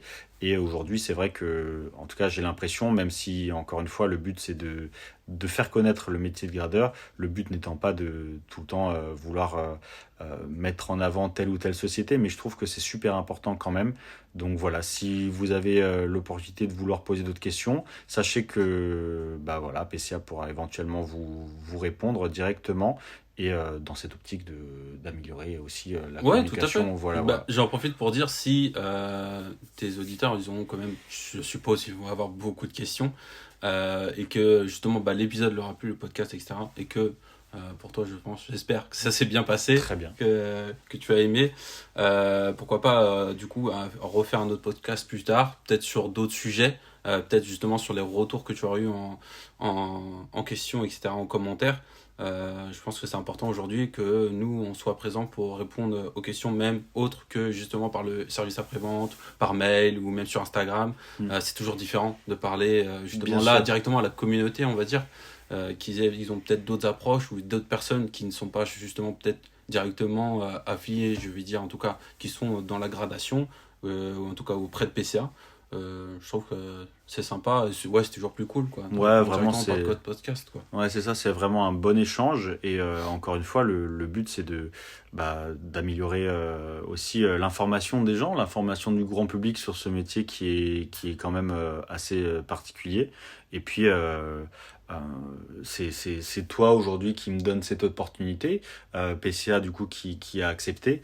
Voilà, ça, je veux dire, le but n'étant pas de mettre en avant une société plus qu'une autre, comme je l'ai dit, mais aujourd'hui, c'est effectivement PCA qui nous a donné cette Oui, tout à chance-là. fait. Et je trouve que c'est une première en France. C'est vraiment une première et j'espère que vous avez apprécié et entendu plein de choses dans cet épisode. Voilà, bah écoutez les amis, merci encore à tous et puis on se retrouve du coup dans la partie numéro 3 où on va échanger sur vos réponses à la question de la semaine passée. Voilà, merci Romain encore. Merci à toi. Merci encore à Romain de PCA pour ce magnifique échange. Les amis, l'ami Fatchou, toutes les personnes qui m'écoutent, comme je vous ai dit en préambule, en introduction, j'espère que cet épisode vous a vraiment, vraiment, vraiment plu, que vous avez appris des choses. On a essayé de rester dans la description, puis dans l'analyse, en passant en entonnoir dans la formulation des questions, de la plus générale à la plus précise, en espérant vraiment que à tout niveau vous avez appris plein de choses. J'attends et je compte sur votre implication dans cet épisode pour déjà laisser un petit commentaire, dire ce que vous en avez pensé. Ne pas hésiter à partager l'épisode pour que le plus de personnes en profitent. Et nous, pendant ce temps-là, pour les habitués, eh bien, c'est l'heure de la rubrique numéro 3, la réponse aux auditeurs. Et cette semaine, on va parler de la protection de votre collection de manière générale. On va partir pareil, comme à chaque fois, de ce qui est le plus demandé, c'est-à-dire les coffres à la banque, quels sont les tarifs, comment est-ce que ça fonctionne, est-ce qu'il y a des solutions miracles par exemple, est-ce qu'il y a des banques qui sont spécialisées dans la protection des objets d'art, dans la protection en général, est-ce que toutes les banques ont des coffres? Alors, ça c'est une question qui m'est très très très souvent, on me dit voilà j'ai une petite collection, il y a un petit peu de valeur, j'aimerais potentiellement la protéger, comment faire? Je vais vous répondre vraiment très simplement et honnêtement. Dans un premier temps, il faut que vous relativisiez. Voilà, la première chose, c'est ça. La première chose, c'est cet effet tunnel, c'est un biais cognitif qu'on a tous, dont on est tous victimes. Votre cerveau essaie de vous tromper, puisque vous êtes dans un milieu, et un milieu en plus à forte implication émotionnelle, c'est-à-dire que votre raison est moins écoutée que votre émotion, vous avez tendance à surestimer la valeur perçue des choses. On le voit très bien dans les transactions, par exemple, dans les échanges, dans les achats, dans les ventes. Lorsqu'un objet vous appartient, vous avez tendance à lui donner beaucoup plus de valeur que lorsque vous êtes simplement acheteur et que vous ne le possédez pas, que vous souhaitez simplement l'acheter. C'est pour ça qu'il y a autant de problèmes entre acheteurs et vendeurs, majoritairement dans Pokémon et dans plein d'autres domaines aussi, le fait étant que notre cerveau est rempli de biais cognitifs et celui-ci, l'effet tunnel, le biais d'appartenance, tout ça, ce sont des biais cognitifs qui font que vous accordez énormément de valeur à ce que vous possédez. Là où je vais en venir, je ne dénigre pas vos collections, mais avec le plus grand respect que j'ai pour vous tous, les amis qui me posez cette collection, est-ce que votre collection dépasse une valeur de 100 000 euros? Voilà, tout simplement. Est-ce que votre collection dépasse une valeur de 100 000 euros? Si la réponse est oui, alors, et je parle d'une réponse oui honnête, hein, pas d'une réponse oui, ça vaut 40, mais bon, pour moi, ça vaut 100 parce que vraiment, c'est mes objets. Non, je vous parle vraiment d'une réponse honnête, 20% moins cher que toutes les ventes qui n'ont jamais été réalisées, c'est-à-dire un prix liquide. C'est-à-dire que votre collection, demain, vous décidez de la vendre, elle part. C'est très liquide. Voilà, 20% moins cher que la cote. Si la réponse est oui, alors à ce moment-là, effectivement, on va pouvoir rentrer dans la catégorie des solutions à apporter. Pourquoi est-ce que je vous dis ça? Je vous dis ça dans un optique de coût, opportunité, risque, reward. C'est-à-dire, si vous avez aujourd'hui une collection qui vaut plus de 100 000 euros, est-ce que vous êtes, on va dire, marginalement à 500 euros par an pour la protéger? Non. Votre collection est bien supérieure à la valeur de ce que sa protection pourrait coûter. Je m'explique. Demain, vous avez une collection qui coûte 10 000 euros. Est-ce qu'une collection qui coûte 10 000 euros mérite vraiment de balancer 500, 600 euros d'argent mort dans un coffre à la banque, de l'argent qui est perdu tous les mois pour quelqu'un d'autre que vous, hein? Je veux dire, ça vous empêche d'avancer dans la collection, c'est des frais fixes, c'est 40 euros par mois pour le coffre, c'est voilà. Donc, est-ce que ça vaut vraiment la peine de dépenser autant pour quelque chose qui finalement, je veux dire, n'arrivera que très marginalement? Je parle d'un événement malencontreux, un cambriolage, un incendie, une inondation, enfin vraiment des catastrophes soit naturelles, soit d'ordre humain qui font que votre collection eh bien, disparaît ou perd en valeur. Pour moi, alors c'est mon point de vue, c'est vraiment un point de vue 100% rationnel, c'est un point de vue uniquement basé sur un calcul de ratio coût et collection. Pour moi, ça ne vaut pas la peine de dépenser 500 euros par an dans la protection de sa collection en dehors de son domicile si votre collection ne dépasse pas au moins 200 fois le prix de son assurance ou alors de sa protection. Je ne vois pas l'intérêt de dépenser énormément d'argent dans quelque chose qui finalement ne vous rapportera rien. Si demain vous avez une collection qui dépasse les 100 000 euros, je pense qu'on peut même monter jusqu'à 1 000 euros par an pour sa protection, je pense, en termes de, il ne faut pas que ça dépasse en gros, hein, il ne faut pas que ça dépasse les 1%, c'est ça l'idée. Moi, personnellement, je n'allouerai jamais 1% de mes ressources pour protéger, je veux dire, plus d'1% de mes ressources pour protéger quelque chose qui fondamentalement a très peu de chances d'être volé déjà premièrement et qui en plus de ça ne permet pas forcément eh bien d'avoir une vraie plus-value par rapport à la même somme investie dans Pokémon, typiquement. 1000 euros par an dans Pokémon, sur 10 ans, je peux vous assurer que c'est bien plus avantageux pour vous que 1000 euros par an dans un coffre à la banque, typiquement. Alors, une fois qu'on a dit ça, je vais quand même, parce que je suppose que plein d'auditeurs, en tout cas plusieurs personnes d'entre vous, sont absolument omnibulés par la protection de votre collection. Mais ça, j'ai encore le choix, je vous le dis, je comprends tout à fait, c'est normal. Vous êtes dans Pokémon, tout le monde parle Pokémon. Vous ne vous rendez pas compte que le monde autour de vous tourne et que tout le monde s'en fout globalement de Pokémon. Globalement, c'est la triste réalité, hein. Si vous êtes dans un monde fermé, que vous côtoyez énormément de personnes privées, que vous invitez régulièrement chez vous à la maison, si dans votre cercle privé il n'y a pas une seule personne qui est dans Pokémon, votre risque de cambriolage déjà diminue drastiquement. Il faut savoir que ce sont souvent les personnes qui nous sont proches, en tout cas qu'on pense être proches, ou les personnes qui nous veulent du mal, qui sont informées sur le fait qu'on est dans Pokémon, qui finiront par nous cambrioler.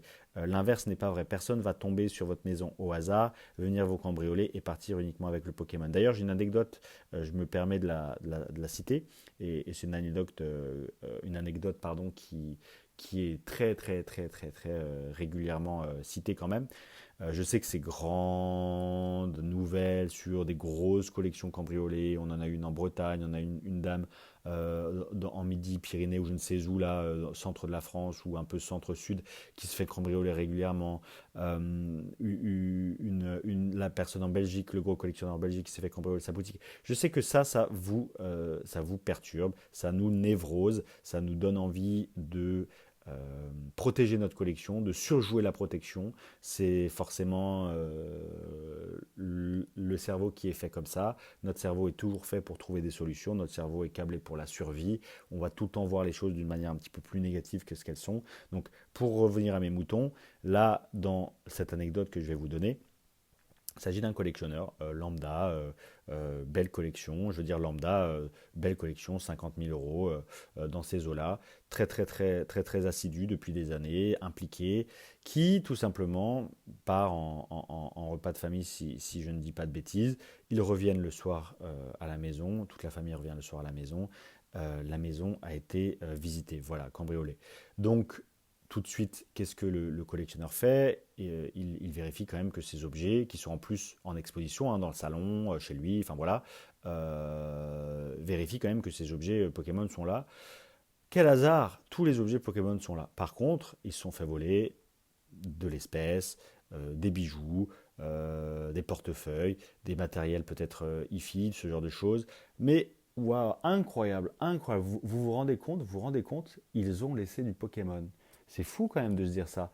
Eh bien, la réponse à cette question, elle est double. La première, c'est que les cambrioleurs, quand ils sont en train de visiter une maison et qu'ils sont professionnels, en général, ils cherchent pour des choses rapides à vendre ou rapides à voler. Donc, l'argent sous toutes ses formes, de l'espèce, de la carte bancaire, de ce genre de choses, des choses qui sont facilement des montres, des choses qui sont non identifiables, très facilement revendables avec un faible risque. Bien sûr, ils ont tout compris.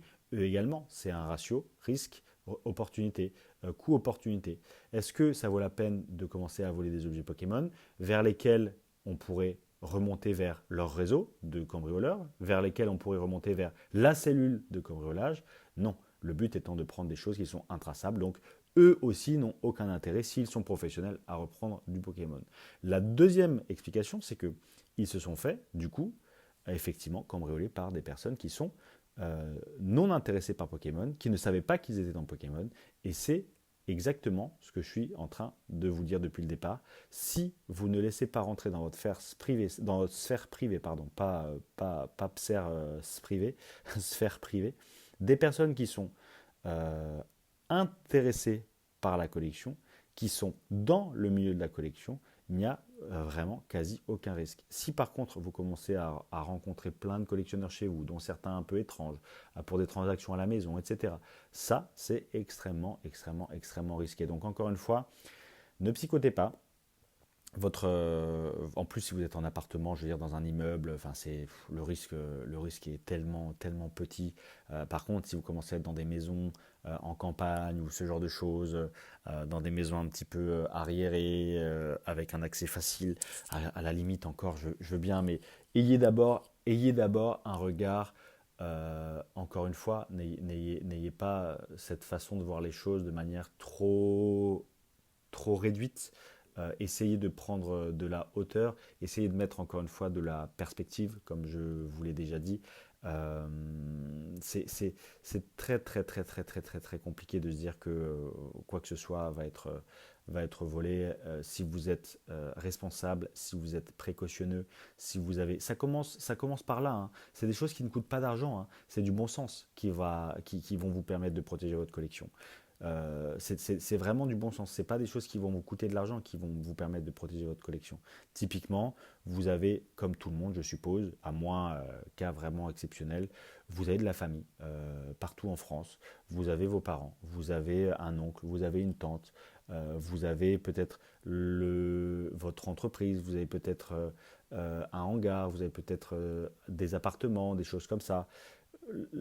Là où je veux en venir, c'est que aujourd'hui, à l'heure actuelle, mettre ces objets en banque, à moins d'avoir une collection démesurée, encore une fois, comme je vous ai dit, des choses qui valent extrêmement cher. Euh, Franchement, si vous n'avez pas un seul objet ou une collection qui dépasse les 50 000, je comprends pas trop l'intérêt de vouloir absolument protéger sa collection, dans le sens où, encore une fois, je le répète, ça va, en termes de ressources, vous coûter beaucoup plus cher. En termes de ratio, vous allez allouer 1% de votre capital à quelque chose qui ne vous donne quasiment aucun rendement. Je suis désolé, moi, j'alloue pas 1% de mon capital à quelque chose qui ne me donne quasiment pas de rendement. 1%, ça vous paraît peu. 1% de 1 million, ça fait beaucoup. 1% de 100 000, ça fait beaucoup. 1% de 5 000, de 50 000, ça fait beaucoup. Et sur une année, 10 ans avec le facteur exponentiel d'année en année, c'est énorme. Et franchement, je vous le dis, je vous le répète, soyez plus décontractés par rapport à ce genre de problématique. Voilà.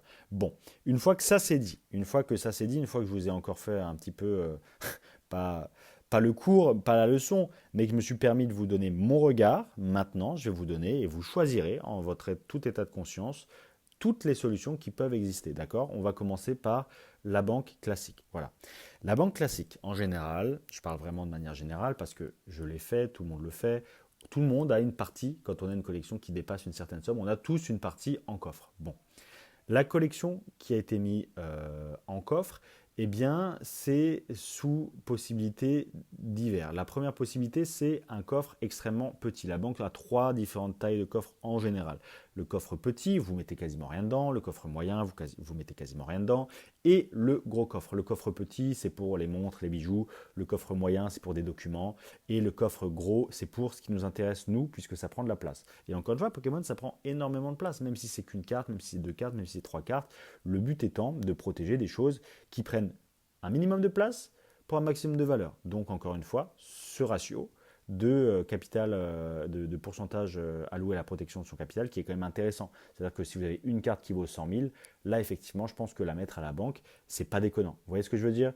Mais par exemple, une collection qui vaut 50 000 avec 50 000 coffrets Soleil et Lune, 100 cartes PCA, des classeurs, des trucs, des machins, je suis désolé, déjà rien que la manutention de votre côté, c'est énorme. Vous avez 2 mètres cubes de cartes Pokémon, vous croyez vraiment que le voleur, il va se garer en dessous de chez vous avec un smirmorque, il va prendre 10 potes à lui, il va déménager 2 mètres cubes d'objets Pokémon pour ensuite faire quoi? Pour ensuite globalement se faire retrouver parce que vous avez en plus les photos de vos cartes, vous avez tout. Donc non, c'est donc encore une fois, une carte à 100 000, tout à fait, ça marche très bien. Le petit coffre en moyenne, on est sur du 150 euros par an, quelque chose comme ça. Le coffre moyen, on est sur du 300 euros par an. Et le gros coffre, on est sur bien plus.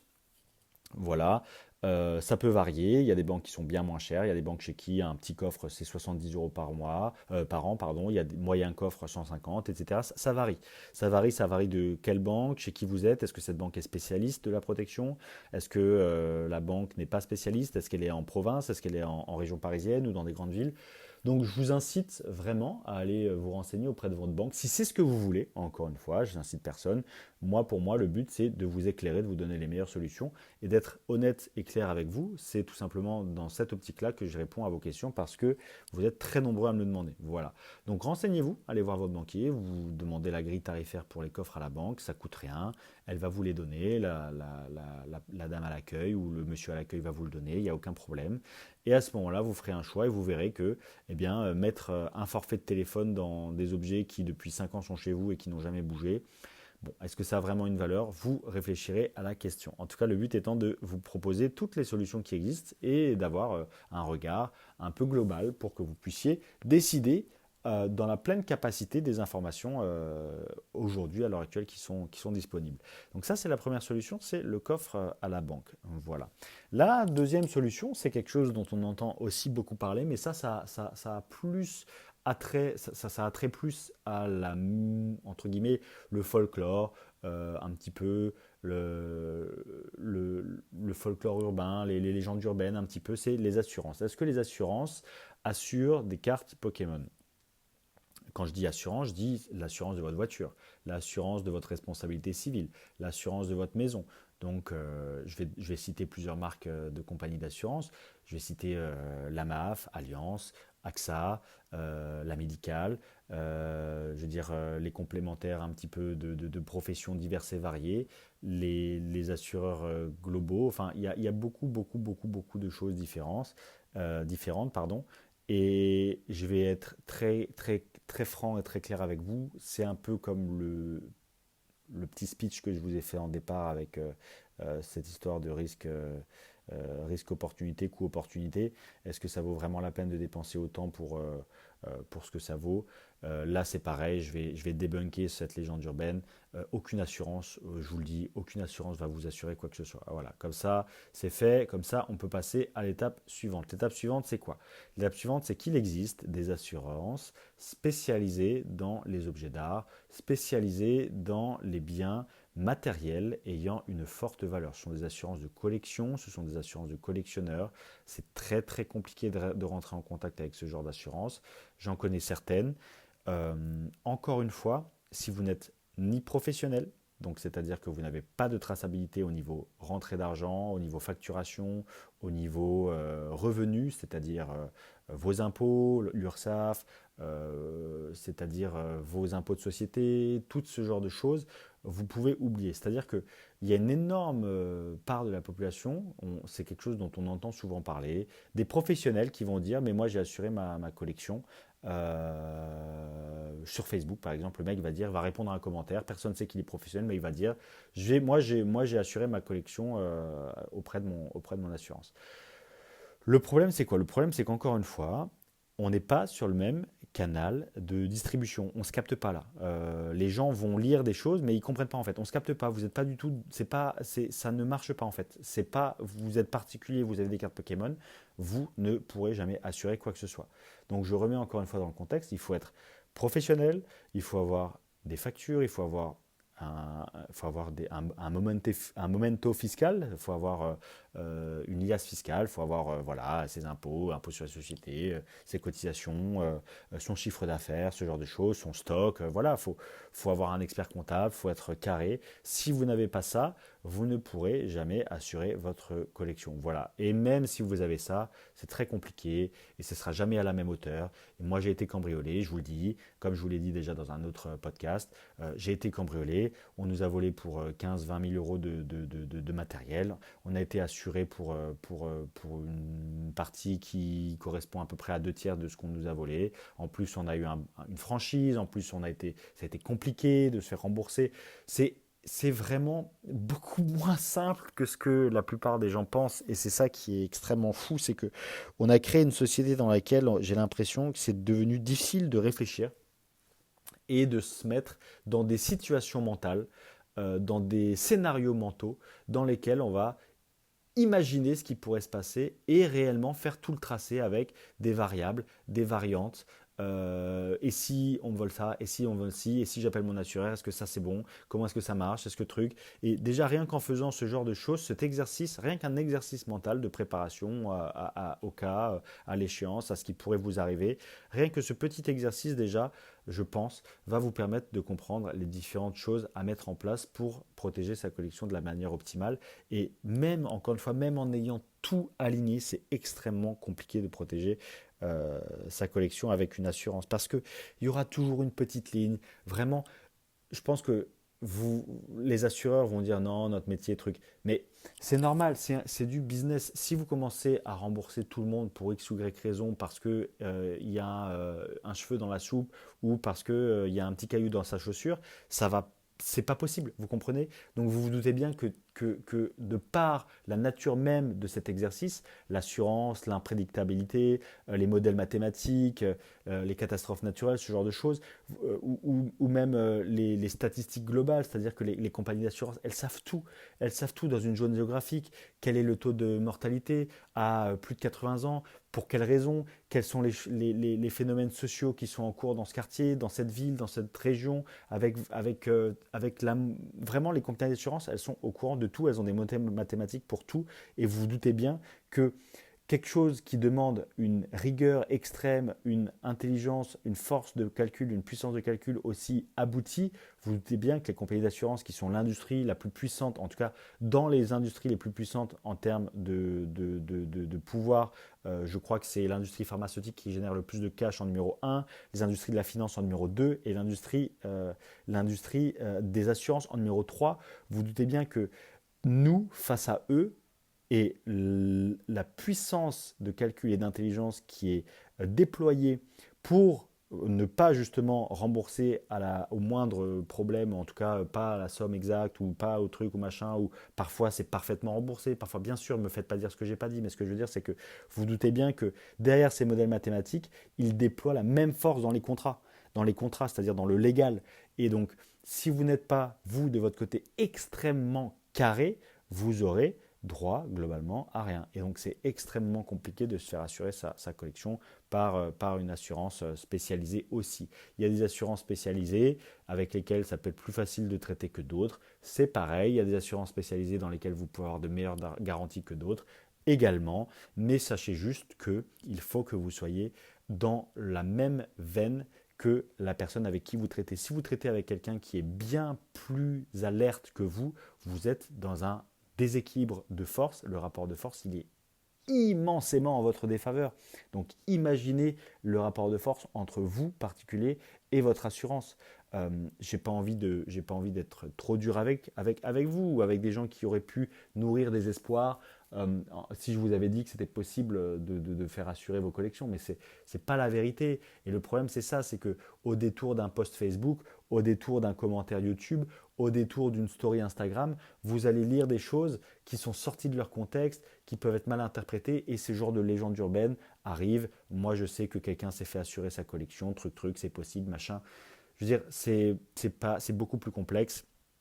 Et c'est un conseil que je donne à mes amis collectionneurs, à mes amis professionnels aussi, qui peut-être m'écoutent ou qui ne m'écoutent pas, ou j'en sais rien. Peut-être que ça reviendra à leurs oreilles ou pas. Mais soyez extrêmement pointilleux dans la gestion de votre stock, dans la facturation de votre stock, dans les impôts, les cotisations, etc. J'espère bien que pour vous que vous l'êtes. Mais je vous dis, soyez extrêmement minutieux. Déployez la même énergie que les compagnies d'assurance. Ne faites pas confiance à votre commercial. Voilà, ça c'est le contrat, truc, je signe en bas de page et c'est parti, on est assuré. Vous devez déployer vous n'avez rien sans rien dans la vie, je vous le répète. Vous devez déployer le même effort et la même énergie que votre interlocuteur. S'il est commercial, il est vraiment à des années-lumière de savoir aussi ce qui se passe derrière. Donc, déployer un effort immense pour être au moins dans un rapport de force, si ce n'est égal, au moins à minima, pas trop en votre défaveur, d'accord? Donc, vous épluchez votre contrat, vous n'êtes pas obligé de le signer le jour J, vous épluchez votre contrat, vous êtes certain que eh bien, toutes les petites lignes sont bien des choses qui ne vous mettent pas dans des situations délicates si jamais il y a un problème. Soyez certain que de par votre stock, votre gestion du stock, votre infrastructure globale aussi, est-ce que votre local est aux normes? Vraiment, soyez dans le moindre détail pour être certain de pouvoir être assuré. Je vous le dis, hein, vraiment, c'est des drames. Hein. Il se passe dans ce pays et partout dans le monde, il y a des drames. Il y a des gens qui perdent leur maison parce qu'il y a un fil électrique qui a disjoncté. Ça met le feu au tableau électrique. La maison entière brûle. La maison était habitable, c'est-à-dire dans des conditions normales. La maison datée d'il y a une quinzaine d'années, vous allez, écoutez-moi bien, hein, écoutez-moi bien, déjà, premièrement, vous allez perdre tous vos biens, tous vos trucs, tous vos machins. C'est pareil, ça pourrait être un cambriolage, je vous parle de n'importe quoi là. Mais vous avez une maison qui a une ancienneté de 15 ans, avec la décote de ce qu'il y a à l'intérieur. En plus, si vous n'avez pas gardé les factures, mais vous avez droit à rien. Mais en fait, vraiment, je pense qu'il y a une énorme méconnaissance des systèmes qui régissent, des forces qui régissent ce monde. Et c'est vraiment incroyable. Vous n'aurez droit à rien. Vous n'aurez quasiment même pas le droit à la valeur des murs de votre maison. Et je ne parle même pas des objets, je ne parle même pas des photos, je ne parle même pas des livrets de famille, des trucs, des machins. Je parle de ça dans le pire des cas, bien sûr. Mais demain, vous êtes un professionnel avec un entrepôt gigantesque. vous n'avez pas de chance, pour X ou Y raison, il y a des dégâts des eaux, il y a encore une fois une petite partie qui s'enflamme, vous avez un cambriolage, vous avez qu'importe le dégât, qu'importe oui c'est ce qu'on appelle le dégât. Vraiment, si vous n'êtes pas au clair dans tout ça, ça sera vraiment très très très très très compliqué. Bon, j'ai pas envie d'être trop pessimiste, mais voilà en gros pour ce qui est du volet sur les assurances. Je me suis un petit peu laissé emporter, mais c'est très important quand même de comprendre tout ça. Et j'essaie de faire quand même en sorte de vous permettre de voir le monde un petit peu différemment et bien de réussir à prendre les meilleures décisions pour votre collection, pour vous, pour votre famille, et avoir être tout simplement réellement en pleine possession et en pleine capacité de vos moyens pour éviter ce genre de déconvenus justement. Et je pense que personne ne vous l'a jamais dit, ou en tout cas si vous l'avez déjà entendu, peut-être que c'est rentré dans une oreille et sorti dans l'autre. Là, vous avez ce podcast, il est présent sur la chaîne.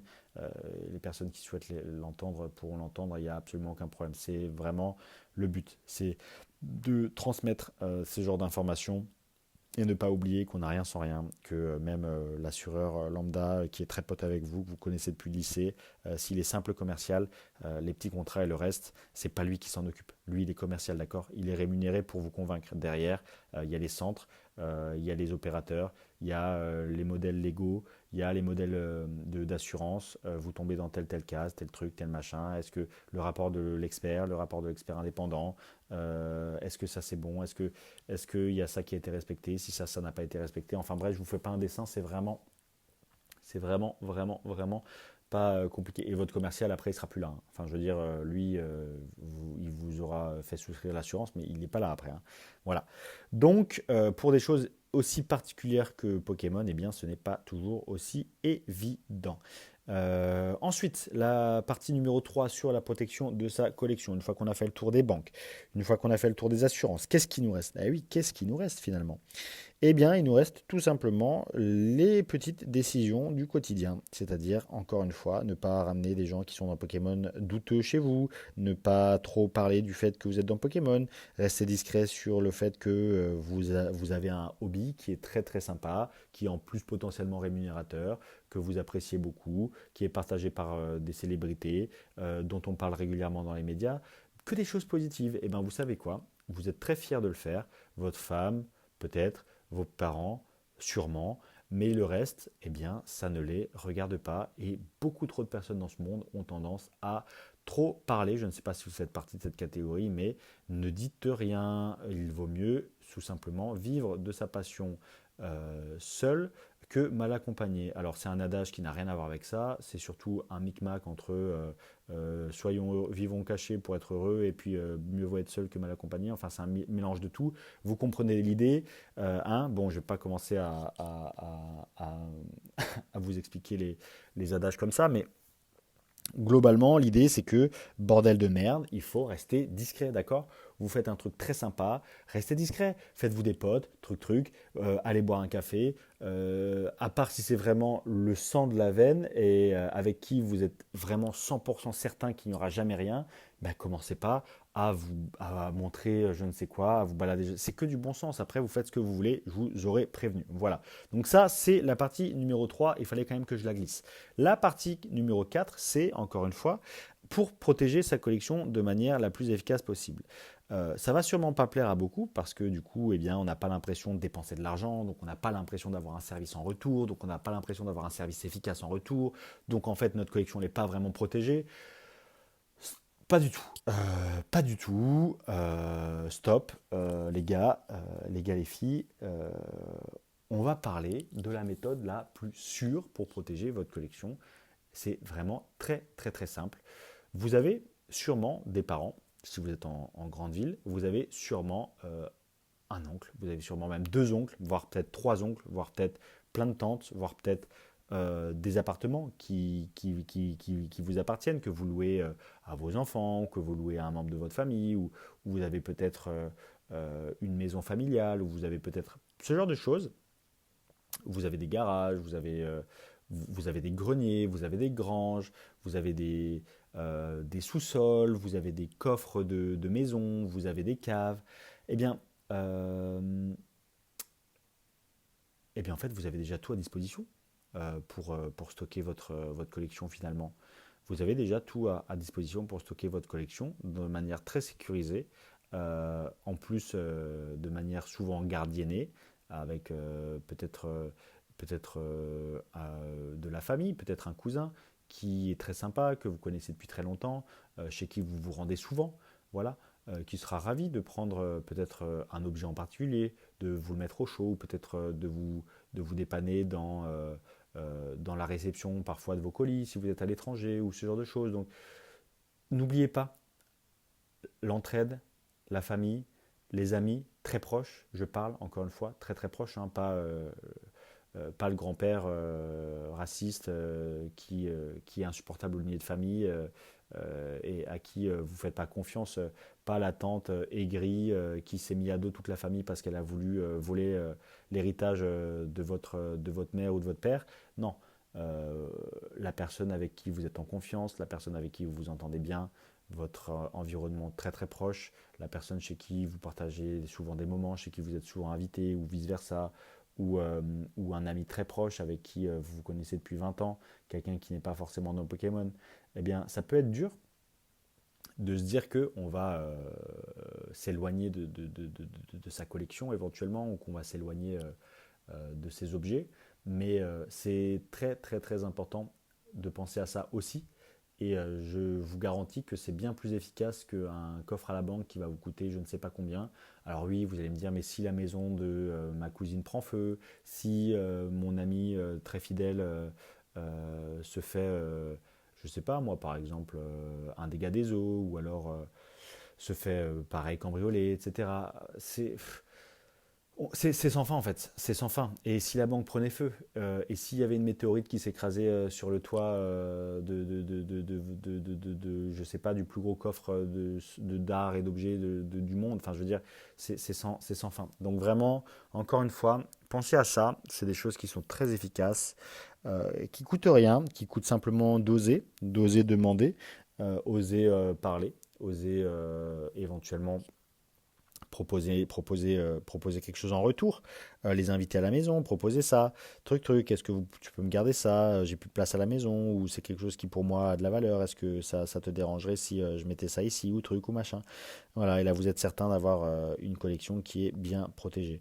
Le mieux, et ça forcément c'est ce que je vous conseille à toutes et tous, le mieux c'est globalement, pour une vie heureuse et pour une collection protégée, c'est un mélange des quatre trucs que je viens de vous dire. Voilà, donc vous pouvez faire pause, vous pouvez retourner en arrière.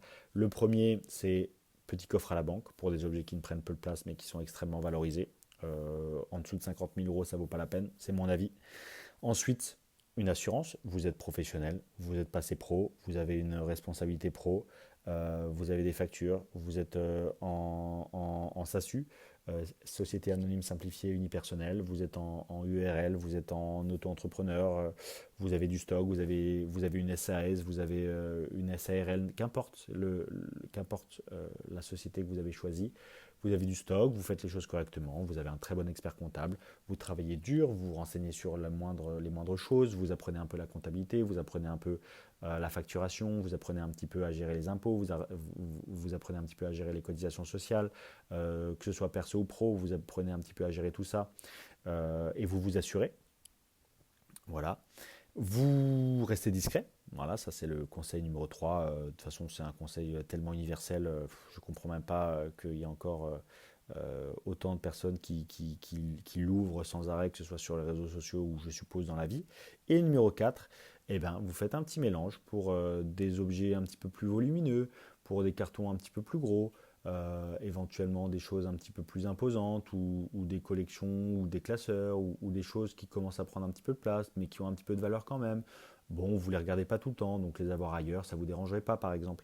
Eh bien, pour ce genre de choses, typiquement, votre tante, vos parents, vos grands-parents, très très bien, ça marche très très bien aussi. Voilà. Donc là, les amis, je pense encore une fois, hein, masterclass sur masterclass, après avoir proposé la magnifique petite émission sur PCA pour vous faire connaître la gradation, et la petite masterclass pour vous proposer les solutions existantes pour protéger votre collection. J'espère qu'aujourd'hui, vous avez vraiment la réponse à tout. À tout, à tout, à tout. Ça va être difficile de faire une cinquième partie pour protéger sa collection. Il y a vraiment là, il n'y a pas mieux, je vous assure. Ce sont les 4 règles fondamentales. Il n'y en a pas une cinquième. C'est très simple. C'est 4 règles fondamentales pour vivre sereinement de sa passion, de sa collection en général. Et ça, c'est pas que dans Pokémon. C'est si vous avez des véhicules, c'est si vous avez des montres, si vous avez de tout. C'est extrêmement important. Si vous avez un garage, vous en avez 2. Si vous avez plusieurs voitures, vous avez aussi des concessions spécialisées, vous avez des assurances, vous avez plein de choses. Donc voilà, le but étant encore une fois de vous donner tout ce qui peut exister et qui à ma connaissance fonctionne très bien. Bon, forcément, la cinquième solution, c'est tout garder chez soi. Voilà, bon après, vous faites ce que vous voulez, je ne conseille pas non plus cette cinquième solution.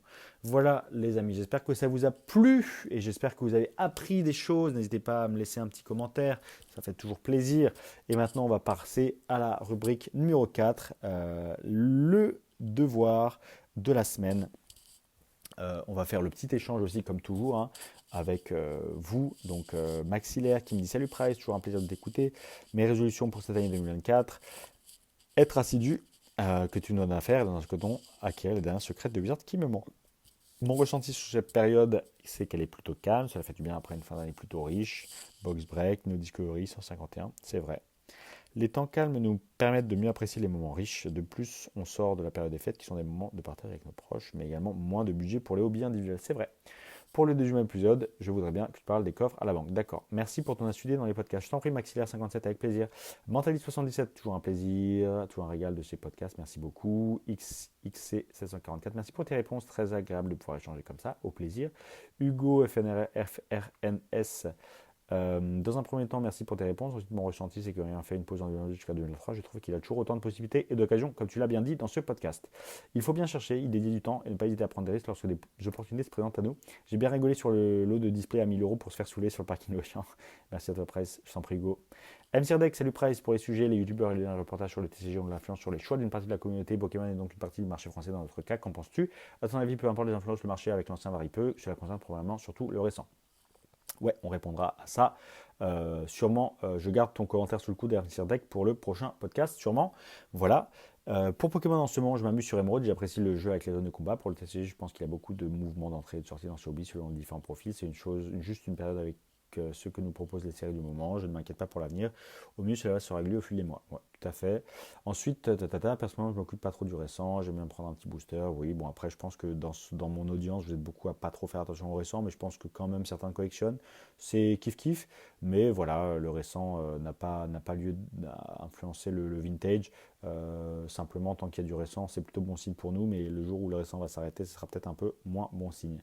Donc, comme objectif, dans la continuité de mon raisonnement, je me concentre tranquillement sur ce que j'ai cité plus haut. Je cite quelques cartes. Ok. Prévoit aussi des envois PSA. Très bien. Eh bien, écoute, merci MCRDEC. Rémi Zorol, salut Price. Mes objectifs pour 2024, continuer à collectionner toutes les AR en japonais, me faire plaisir sur quelques SAR, coup de cœur FR et japonaises selon le prix et garder un tripack de chaque série en FR. Ok, très bon investissement, le tripack aussi. En ce moment de calme sur Pokémon, c'est aussi le cas pour moi. Je commence l'année tranquillement, pas de gens, en attendant les bons coups à faire. Je serais curieux de savoir ce que coûtent les différentes options pour protéger sa collection. Ah oui, ce que coûte, pardon. Alors pour les assurances d'ailleurs, en parlant de ça, pour les assurances, c'est extrêmement onéreux. Je n'ai même pas abordé la partie là. Voilà, donc pour les assurances, c'était aussi surtout pour vous expliquer 2-3 trucs. Merci Rémi Zorol. Extrêmement onéreux, j'ai oublié de le dire, extrêmement cher pour les assurances spécialisées. Bien sûr, vous vous en doutiez. Salamensel, j'ai fait le passage sur les Discord Delta Collector pour le Live 29, beaucoup d'amateurs de noir et blanc. Merci beaucoup Salamensel. Les amis, merci à tous pour vos commentaires. Pour le devoir de la semaine prochaine, je veux que vous me répondiez sur mon analyse des coffres, des assurances, des banques, des différentes solutions et ce que vous en pensez. Vraiment, j'aimerais que vous me fassiez un réel retour. Dans le devoir de la semaine, il y aura une grosse difficulté là. Vraiment, il va falloir se sortir les doigts, que ce soit sur Spotify ou sur YouTube. Grosse difficulté, j'attends des pavés. J'attends vraiment des pavés là. Et on pourra en discuter la semaine d'après. J'attends des pavés déjà sur PCA, premièrement, premier devoir de la semaine. Je remercie encore infiniment Romain de PCA d'avoir accepté de se prêter à cet exercice. J'espère que ça aurait été extrêmement informatif pour beaucoup d'entre vous, que vous aurez appris énormément de choses. Et si vous n'avez rien appris, j'espère que l'initiative parce que je vous le dis, elle émane vraiment de Pessia. J'espère que l'initiative et la prise de risque vous plaît et que vous la rétribuerez tel qu'il se doit. C'est-à-dire que, eh bien, avec cet échange de bons procédés, un petit peu tacite entre un joli podcast et vous qui pouvez utiliser plein de sociétés de gradation, eh bien peut-être que ça peut vous permettre d'essayer un jour PCA et de tout simplement avoir une opinion différente en plus de ce que vous avez déjà pu entendre. Voilà. Et puis donc pour terminer ce podcast, le but étant encore une fois eh bien, de faire un petit peu quand même d'échange entre vous et moi. Donc le deuxième devoir, comme je vous l'ai dit, c'est le retour, votre avis sur ce que je vous ai dit sur les coffres, l'assurance et les différentes parties, les 4 parties en l'occurrence. Voilà. Merci beaucoup à tous pour votre fidélité, comme chaque semaine. 500 auditions sur YouTube en général, 100 auditions sur Spotify en général. Ça peut paraître rien, pour moi c'est énorme et pour Pokémon ça l'est encore plus. Je vous remercie toutes et tous, prenez soin de vous et à la prochaine, c'était Price, ciao ciao.